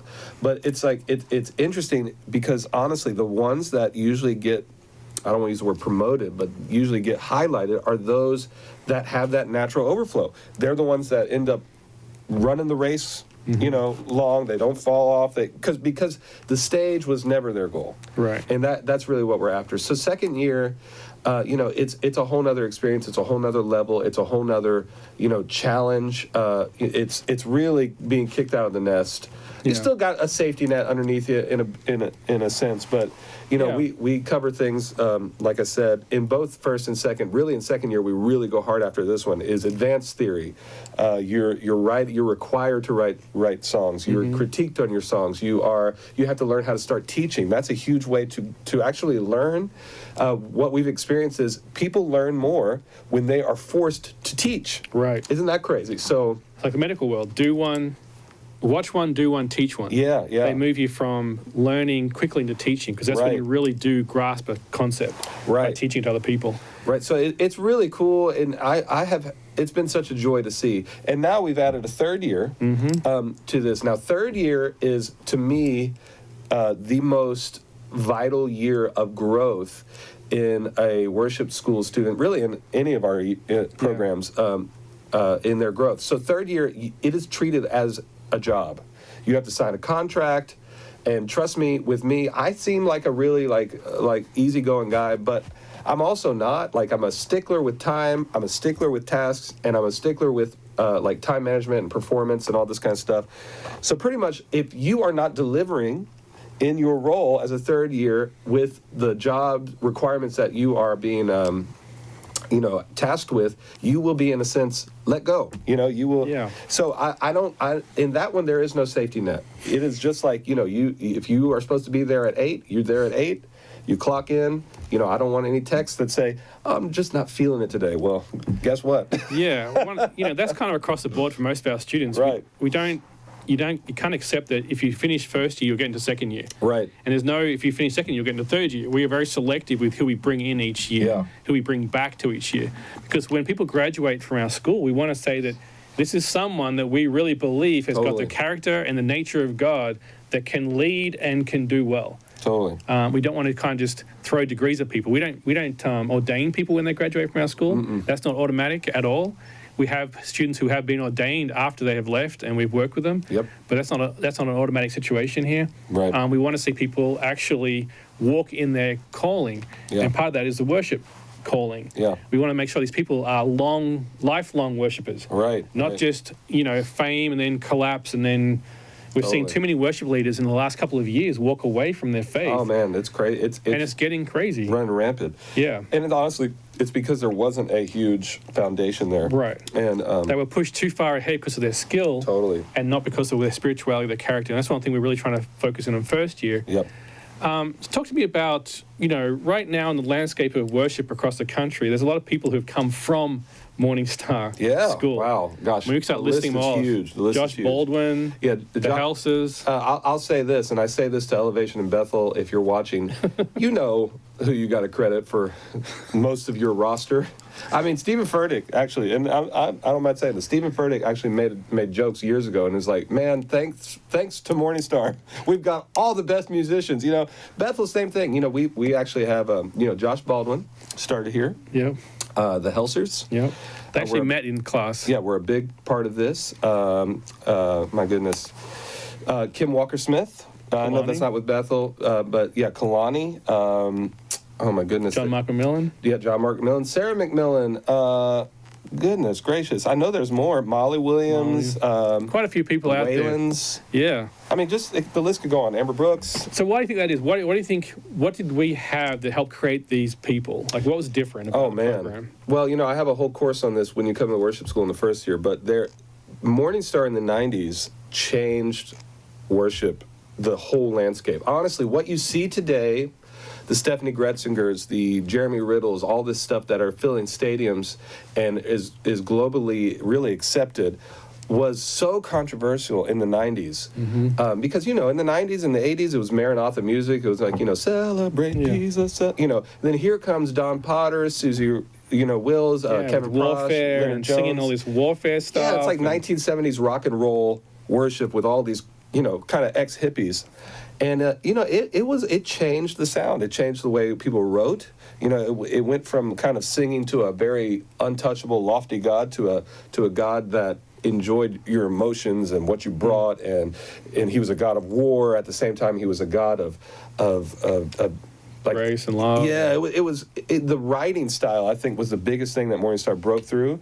I mean, if you go back and listen to like some of these testimony songs where, goodness gracious, you've never heard anything like this. There was definitely some interesting stuff coming out of Susie and Don. And these people are still connected with the school. So we still have Don Potter, who was really the father of that whole sound in some ways. Yeah, totally. And really did mentor a lot of these people. Even Brian Johnson over in Bethel was very much. And Don Potter actually helped Bethel create their school of worship. He started it. He started it. And so he's here with us. He comes and teaches, and he's incredible. Susie's still around. She's still part of this mix. Leonard is up in Ohio now, but he still comes around occasionally. So all these people that helped create this new sound are still here teaching these students. Right. One of the things I always thought was interesting was that students weren't allowed to get on stage and sing unless they wrote their own song. Is that still something we do? Yeah. So it is something we do. It's also something that we've laxed on, just to be honest with you, just because here's the thing. It's always a good starting point to, let someone do a cover here and there. Yeah. And honestly, there's good covers. Like back in the day, there wasn't good covers. I'm just being honest, like during that time. Now there are really some good stuff, but we still very much so encourage you need to write your own songs, lead your own songs, because there's nothing like singing your own song to the Lord and then leading people into that experience. Yeah, and that's your sound. That's your your heart. That's your emotion. Yeah, so it's very vital to what we do here. I would say 80% of what you hear here is still original. Yeah. So That's incredible. Yeah, it's awesome. So we're just replicating our songs. We're just right. And then we have also a thing here where we actually do the songs within the culture. So let's say Plowman writes a song, I'll do a Plowman song, Plowman will do a Valier song. You get what I mean? And so that'd be exciting. A Plowman song. A Plowman song. Yeah. Then we'll know God's presence has really truly moved in this place. Right. But I do want to also say, as far as guest speakers go, I mean, just the other day, a couple of weeks ago, we had Kim Walker-Smith zoom into our worship school. They were able to ask questions. Yeah, Misty Edwards. We had James Duke. He's a really well-known electric guitar player.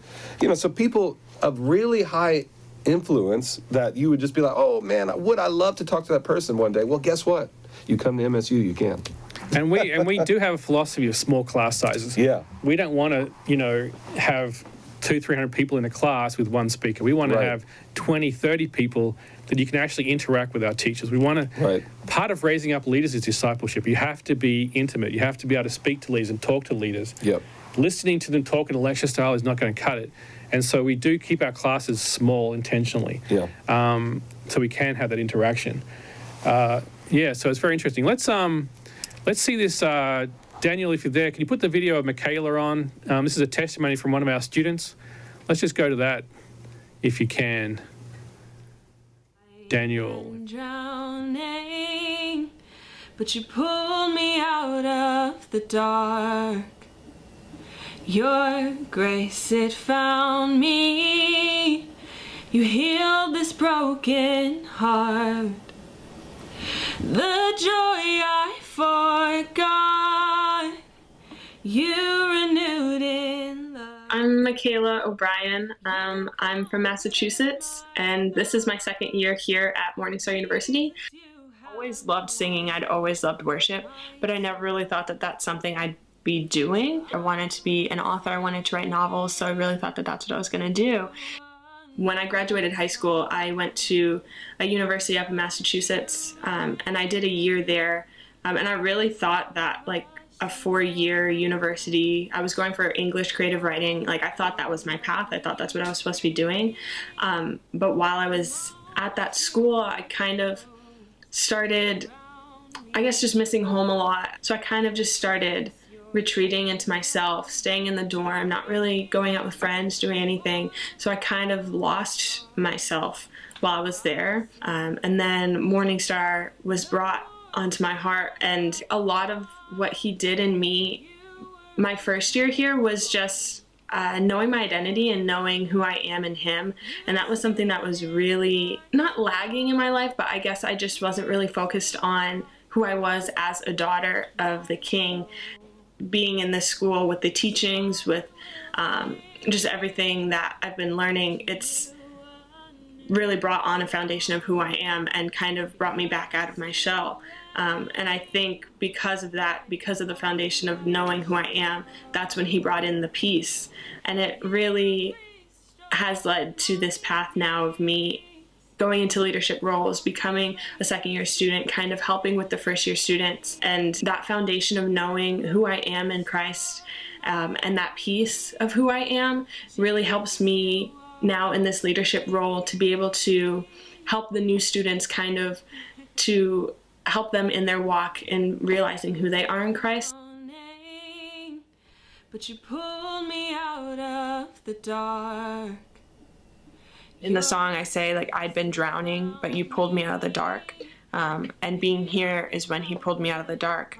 And, he found me and he healed my broken heart. I've really seen him as that has peace. And just every time I get wrapped up in the Holy Spirit or in my time alone, like that's really what I feel, is just a sense of peace. So he really used all of that to kind of reshape who I was and reform my foundation in him.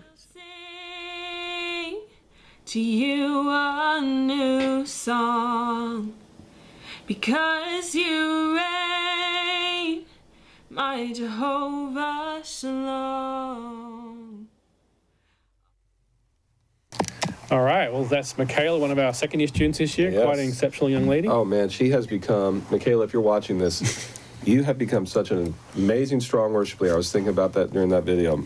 Awesome Yeah, to see. you've seen the growth from first Yeah. year and this year, and it's really incredible. That's one thing we really enjoy spending time with these students, is seeing Oh, them man. grow and seeing them step into this whole different level of confidence and just belief. It's awesome. Self-belief. Very rewarding. Yeah, it's great. All right, we're going to have another break right now. It's 5 to the hour.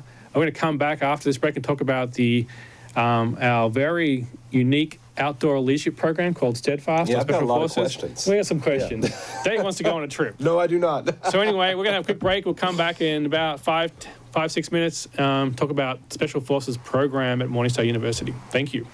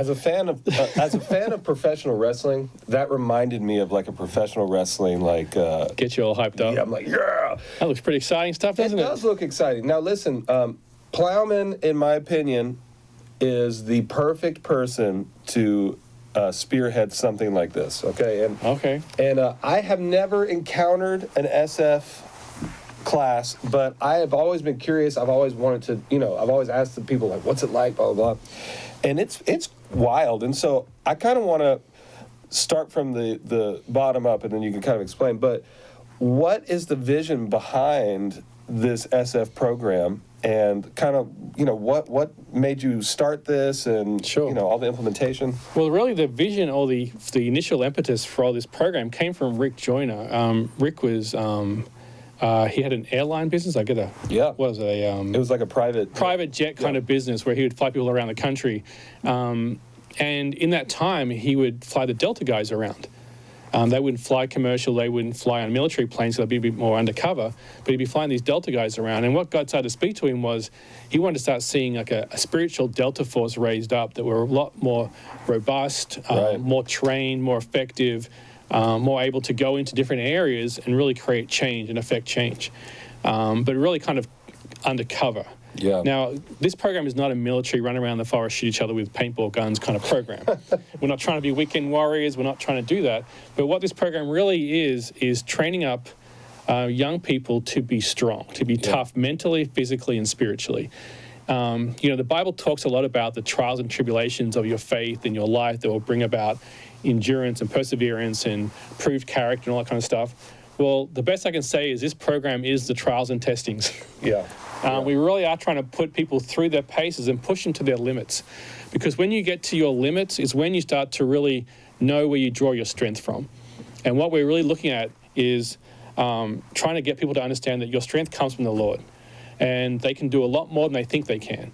Usually people have these perceived limits. Like you might say, I can never go out and do a big, long hike like you do on SF, or go and survive with no food out in the wilderness for 3 days.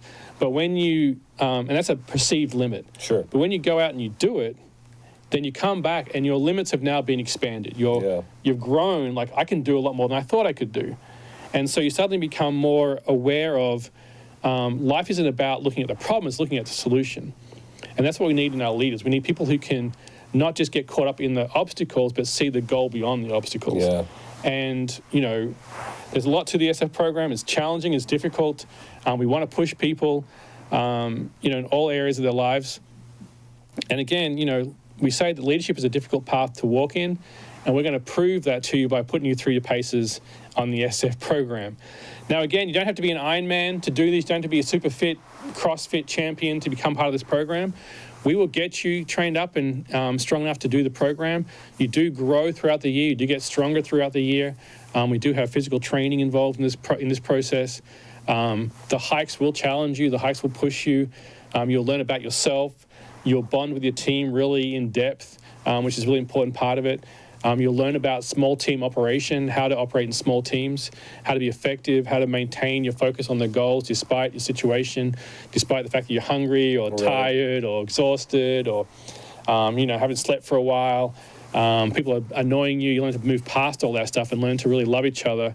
A lot of people talk about the family culture that comes through the program. You just really learn to, through suffering with each other, you learn to really bond with each other, take care of each other. Yeah. There's a lot more we talk about. A lot of the programs, a lot of things we do in our program are kind of secretive. Right. We have a saying that what happens in SF stays in SF, not because anything bad happens, but because we want to protect the new students coming in from knowing what's going to happen to them. Right. If they know what's happening, they can prepare mentally for it, and that can defeat the purpose of our program. So we don't talk a lot about what we do on the actual trips.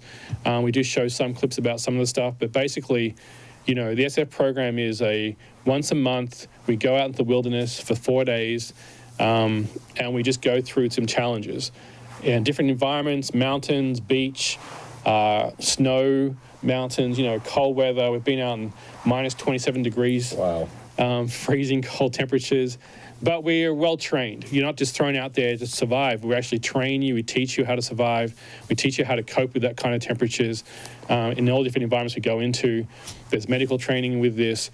And the goal is that strengthen you for life. Yeah. It'll strengthen you in all aspects. So now this is mostly focused on missions. We want to keep people in the mission field because people in the mission field know things are tough, and there's things that are uncomfortable in the mission field. There's no air conditioning, there's bugs, whatever it is. And one of the things we're trying to show in this program is that being uncomfortable is okay. You're not dying. You're just Right. uncomfortable. Unfortunately, in our lives today in America, we very rarely have to deal with discomfort. We have air-conditioned houses. We have air-conditioned cars. We have food when we need food. We have water when we need water. We have tiles in our bathroom that are heated, so we have to walk on cold tiles. All that kind of stuff. So we've kind of made comfort our kind of a god. And so what we do from the very first day in SF is we take away that comfort. And we get people to really start to operate in discomfort. And just to realize that it's okay to be uncomfortable. It's okay to just continue on when you don't feel great, when you haven't showered for 3 days, when you haven't eaten for a little while, when you haven't slept for a while, when you're out in the wilderness sleeping on the ground. Whatever it is, we're getting people to push past that mentally so they can continue on with what they're called to do. And that's important lessons in life. Yeah. It's an important lesson in business. It's an important lesson in the church as leaders. So it really does expand that leadership capability in the students. Yeah. And, I think what's so interesting, I've actually had people, mention to me, now these are all non-SFers, all right, because I don't think an SFer would actually say this, but they've said, when are they ever going to use this in real life? And I've actually seen and heard multiple stories of people that have come out of this program that have really applied what they've learned, like Brittany Turner being one of them. I don't know if you know who Brittany Turner is, but she is actually, really turned into a very successful businesswoman, entrepreneur. She's amazing. She used what she learned from SF and really credits that to a lot of her success. I've also seen, we had a young man just several months ago break his leg out in the woods just really close to here. I was very impressed because I saw what SF actually learned, and they were applying that. They built a, whatever you want to call this thing. Gurney. They built a gurney. And this was all very quick. They got them through the woods, and they did what they learned. And so it was really cool because, this stuff really is applicable. It's very, very valuable. Yeah. And it's learning about stepping in when things are needed. Right. So a lot of times in my personal life, I'm happy to sit back and let other people lead. But when the situation calls for a leader, I'm very confident to step in and lead. Yeah. And that's what we look for our students to learn is that, yes, you can sit back and watch what's going on when other people are leading, but when you're called to lead and when there's an opportunity to lead, you need to step in and lead. Because if you don't fill that vacuum, someone else will who may not be as qualified as you. Right. And sometimes the loudest voice might be the one that prevails instead of the wisest voice. And Brittany Turner says often that even in her worst day in business, she'll look back on the SF program, remember it wasn't as hard as that, and that she can keep on going. Right. And so you really do learn that even in the darkest times, in the hardest parts of your life, it's okay, you just got to keep on going, because eventually it will change. Some of our hikes are 30 miles. Our final hike is a 70-mile hike in 3 days. That's a long journey. Yeah. And there is no person who can do that easily. Everyone will go through a period of I can't do this, I've got to quit. But you just keep on walking, you keep on going. Yeah. And you learn that if you keep on going, things will get easier. There will be a rest stop. There will be some food. There will be a time to sleep a little bit. And then you'll feel refreshed and you keep on going. And it's learning how to push through the difficult times and rest during the easy times. Yeah. And that's kind of the journey of life, is learning how to balance our lives as we move through it. Now, again, who should apply this program? If you really want to be challenged, if you kind of watch shows like Survivor Man or Bear Grylls, you think, I want to try that, I want to try something like that, then this is a program that you might want to be part of, because we will push you out there. These situations are real situations. We're not in someone's backyard playing, camping. We're out in the wilderness. We're way out there sometimes. And again, we've chased down bears who've tried to take our food. We've had to deal with a lot of different situations out in the wilderness, but we learn how to do that. And our students, when they come in, some of them have never been camping in their life. Some of them have been outdoors in their life. But by the end of the year, they're experts in outdoor leadership. They could lead teams, they could lead mission groups. They can go anywhere in the world and survive. They can go anywhere in the world and understand what the environment, what that situation will require of them, how to flourish in that environment, and how to keep on going. They know their real limits, not their perceived limits. Right. And that's really what we're pushing people to. We kind of live in a culture where we kind of have this participation awards. Yeah. You know, thanks for trying, here's a medal. Well, there's no participation award in SF. You either survive it or you don't. So when you do something, when you achieve something, it's not just, you know, participation award situation. It is you really achieve something. And even in our final hike, you'll you know, we tell our students you'll never meet someone else in your life who's done what you've done on this final hike. And our final hike is our final test. So all throughout the year we're training and teaching, we're challenging people throughout these trips. But in the final hike, it's up to the student to put together this really difficult objective and to achieve it together.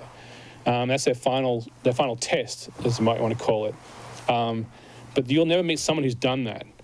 We've had people go into the military from our school, and they said they never did anything as difficult as they did in our program in the military.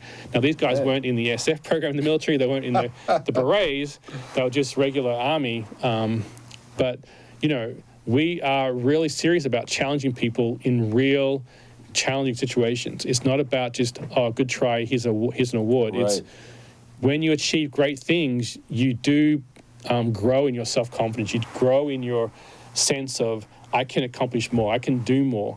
And when you come across other problems in your life, you have that sense of, I did that, therefore I can do this. I can push through this. There is a solution to this problem. This dark time in my life will end. It's like when we're going up hills. You know, when you go up hills, when you're hiking up a really big hill, it really sucks. It's really, you know, you're really sucking air, you're really kind of pushing yourself, and it's really tiring. But the hill will always end. Right. The hill always ends. And then you're going down the hill, and everything's easy again, and there's no problems. Although sometimes long hills can be bad on your knees, but so life is like that. There are difficult times going up hills and easy times going down hills.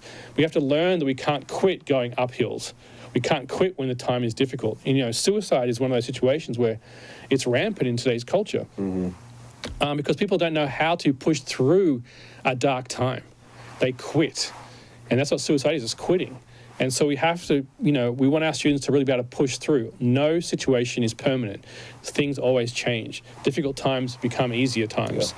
And that's what we learn on this program. So not only do you get a chance to lead, you get a chance to push yourself, you get to learn about life in a bigger picture, how to cope with that. And of course, there is the mission aspect to it as well. We do take people out into the world. We take them to Haiti. I do work in Haiti. We've been working in British Virgin Islands for the last couple of years because Haiti was shut down because of the riots.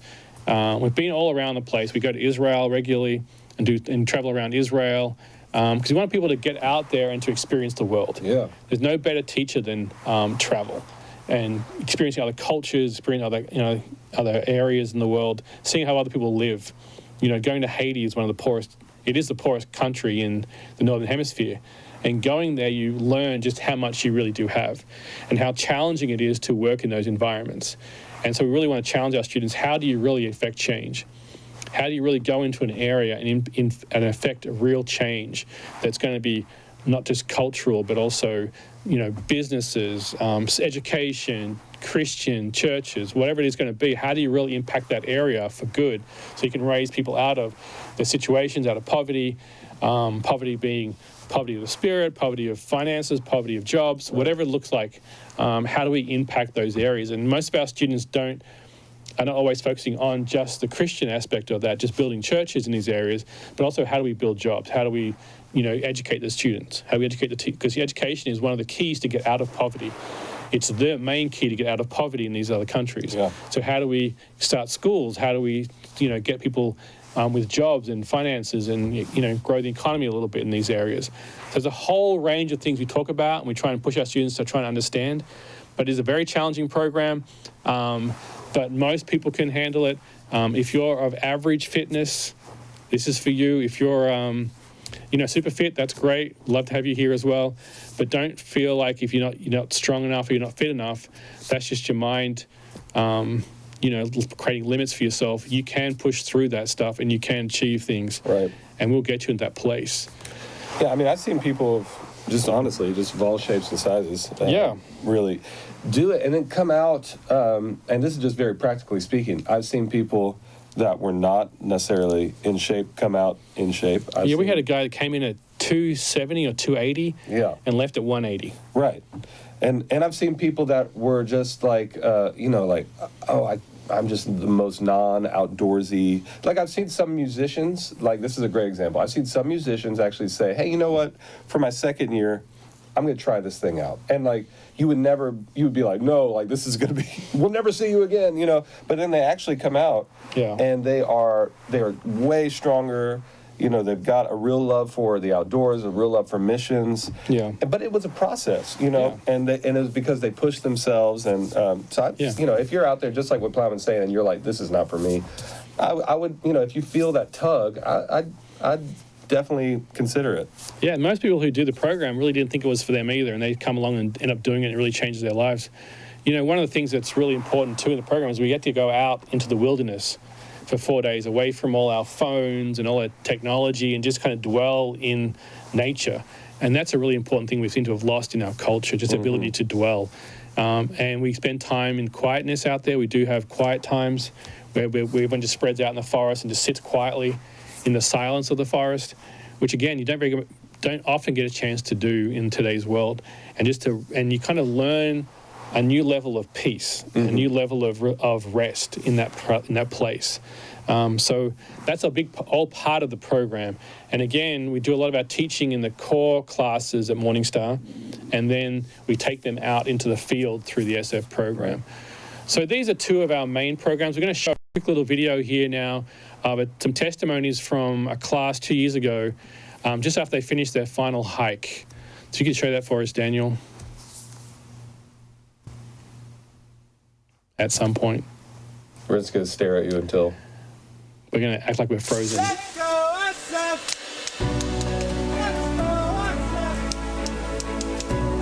The team that you build here in Special Forces and the skills that you learn, the endurance training, the perseverance that this school teaches you really helps you to complete, and I believe that we've completed this hike victoriously.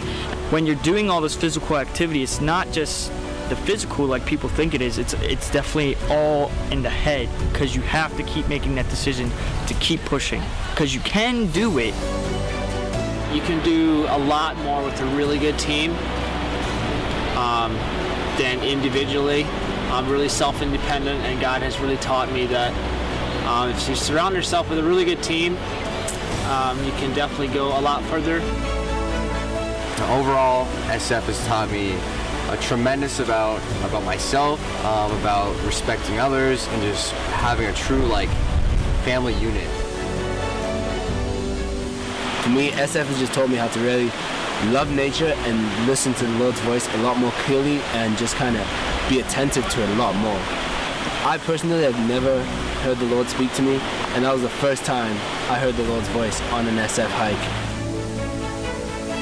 All of the hikes that we've been on, they have really transformed us all. We became a family right away. We connected so well, and everyone was just best friends right away.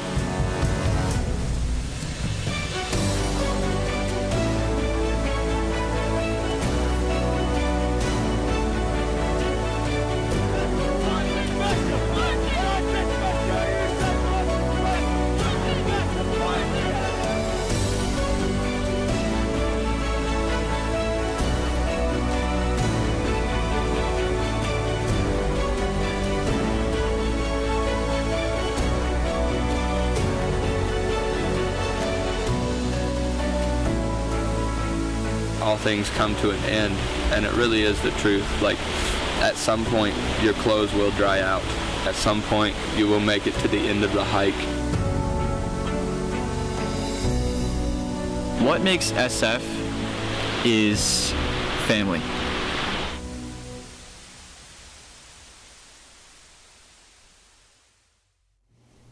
Yeah, so that's the SF program. That's the guys that, again, the final hike, the 72-mile hike in 3 days, they just completed that hike, and it's very challenging. It draws a lot out of you, but again, we build up to that throughout the whole year. We learn to get better and better and stronger, and learn all the skills you need to accomplish that kind of stuff. That's awesome. So that's two of our main electives at MorningStar University. We do have another elective on our ministry elective we're working on. We're developing that right now. We started it this year. and we're going to be developing it more next year. That's for those who really want to get into ministry. Yeah. Those who want to be pastors, who want to be youth leaders. How do we get into that? How do we learn all about the skills required and the demands of that kind of ministry? Right. And then we're also looking eventually to work on a media elective. Yeah, I was gonna say we're actually integrating media within the worship elective. So in your first year and a little bit in your second year, you get to experience what it's like to be a part of the media team here. So you learn basic things like video editing, running filming, cameras, like online hosting. We have some of our MSU students that actually learn how to operate in front of a camera. So it's really cool. We have an amazing media team here, and and actually most of these videos you've seen today, in fact, all these videos you've seen today have been created by one of our students. Yeah. Now, mind you, she was a film student before she came here, but still, part of her work here was to help us with our video production. Right. And so we are trying to develop that more and more. So if you're interested in learning more about video production and media, that's also an elective we're moving into. Let's transition away from that now. Let's talk about life here at MorningStar. Yeah. Man, there is always something happening at MorningStar, especially within the student life. To me, is the life of this place, right? And there's something that we have called the bunks, where the majority of the students live in the bunks, which is about 300-400 yards away from the main facility here. Over a hill. Yeah, it's just across the road, and there's a bunks. They all live together. They have their own kitchens, their own bathrooms. They were actually summer cabins from the old PTL days that we moved onto our site. And so most of our students live there. And we're going to show you a little video about life in the bunks, so you can kind of get a feel for where you would stay if you did come here to the school. So Daniel, you're up again.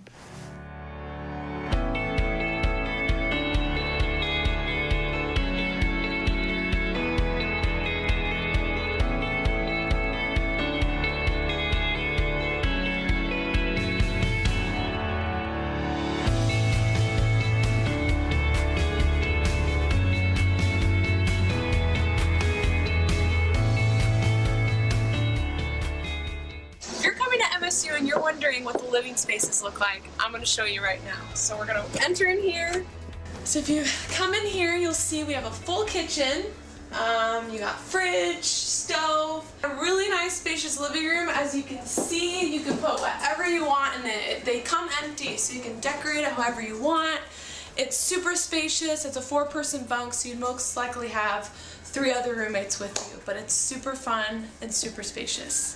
Let's see what the bedroom looks like. So this is my bedroom. We have a little vanity here, full bath, and if you come over here a little bit more, you have the bedroom. So it comes with 2 beds, and like I said, you can make it as homey as you want it to be. You can hang up photos or lights, and you get to be with your roommates.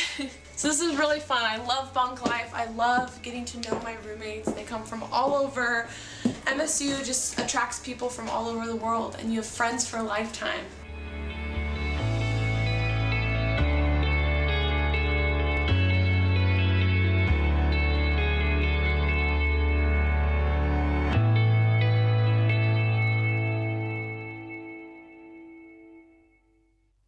Man, why didn't we have the bunks? Yeah, they went around when we were in school. No, I had to stay in these. We'd have to go. Well, actually, you want to know a funny story?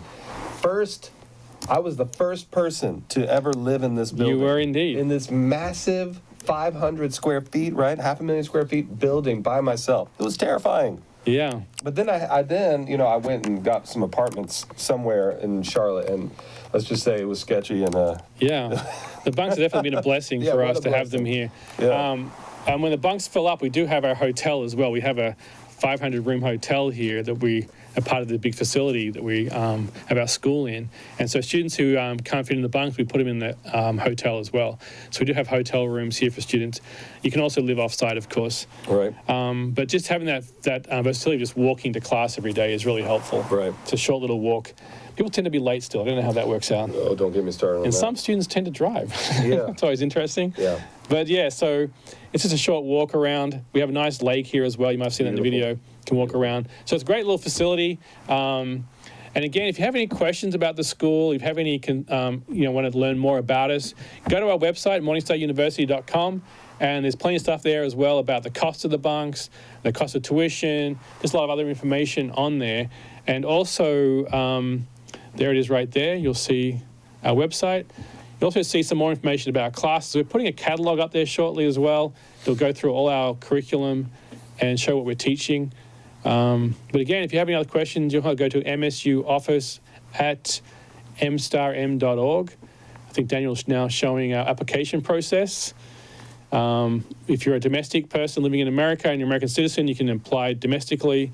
If you're a foreigner overseas, you can definitely apply to the school as well. We do have the ability to give out visas, M1 visas here at MorningStar University. Mm-hmm. So that's all part of it as well. So we do love our international students. We have people from all over the place right now. We've got from Venezuela, Poland, England, Africa, Europe, Switzerland, and continents and countries. There you go. All over the place, just all over the world. Also, just for those who are listening today, and just as for the next couple of months, we are going to be waiving all our application fees. So you can now apply to MorningStar University for free. There's no application fee, whether you're American or foreigner. The applications are all free right now. That will go through to July. So apply now if you're interested in the school. And again, if you have any questions, feel free to contact us. We're happy to talk to you on the phone, answer emails, whatever it is you need from us, we're happy to do. But if you're talking about the worship school, Dave or Lee will happily connect with you as well, talk about the worship school. If you want to talk about the SF, I'm happy to talk to you as well about that program. But there's more information online that we haven't talked about today, so feel free to check that out. Is there anything else we need to talk about before we go today? No, I think I just want to say this. If you feel a tug on your heart to really grow in the area of leadership and in all things, of course, rooted in the Lord, I would really encourage you to look at this. If you know someone, so I want to talk to parents out there, grandparents, go and check out, MorningstarUniversity.com. It's really, I'm telling you, you wouldn't imagine. I would say we've had 1,000 or so students pass through here, and man, we've had so many transformational leaders come out of this school, and it's because there's something that's so unique here. That is, we put you in the middle of it, and you're allowed to make mistakes, but you grow from those mistakes. You're allowed to explore, kind of your space with the Lord, and it's so important to where the world is going, to where leadership is going. And I just want to encourage you, if this is something that you could kind of feel that pull, even if it's for your family or for your son, your daughter, your grandchild, really consider MorningStar University. Yeah, we are very conscious of the fact that students are giving us their time. Yeah. There's one resource that's equal to everybody. You can't get it back. It's your time. And we don't want to waste anybody's time. And so we're really conscious, standing before God, that you're going to give us 1, 2, 3 years of your life, and we want to make sure that's valuable. And so we are very serious about really honing into your personal life, where it is you're going and what we can do to resource you and help you get there. That's our job. That's my personal vision, is to use all the resources at my disposal to help you get to where you believe God's called you to go. Yeah. And to pull out all the giftings and talents and destiny that's in your life and help you walk in that path. One of our mottos is helping you find your mountain and helping you conquer it. And that's really what we're trying to do. We're trying to give you the strength you need, the encouragement, the support, the smack around the head sometimes, whatever it is you need at the time to help you conquer your mountain that God has put before you. And that's really our goal here. That's what I've dedicated my life to, is to help raise up a next generation of leaders. God's done a lot of work in my life. I've been all over the place, traveled all around the world, been through many different careers, from medical science to disaster relief work. And God has used all those things to bring to the table a lot of resources. And so, our desire is to see the young people today, the ones that God has called to step forward and step up, be raised up. Yeah. And, that's what we're here for. We're not here to become famous ourselves. We're not here for the money. We're just here to see the young people raised up, that God receives his reward, and his kingdom grows at this time. So again, if that's something you feel like is pulling at you, or you feel like someone you might know might need to come here, kids, grandkids, whatever it is, whoever's listening, no matter where you are in the world, feel free to contact us, and we'll do our best to help you get here and help you get on the path that God has set before you. Yeah. Amen? Amen. Well, that's all we've got today, I think. Yeah. Nothing more to add? Share this video. Yeah. With your family and friends. We'll have this available. It's you can't get more informational than this. No. So you can if anyone has questions that you know of, just send them to this video and they can scan through. And yeah. Again, we would so love to have you at MorningStar, and it would be so awesome. So anyway, we can guarantee it'll change your life. It will. That's it. All right. Thank you, guys. Appreciate you guys watching, and happy quarantine time out there. Stay safe, stay wise. We'll see you next week. And we'll see you again next week. Yeah. All right.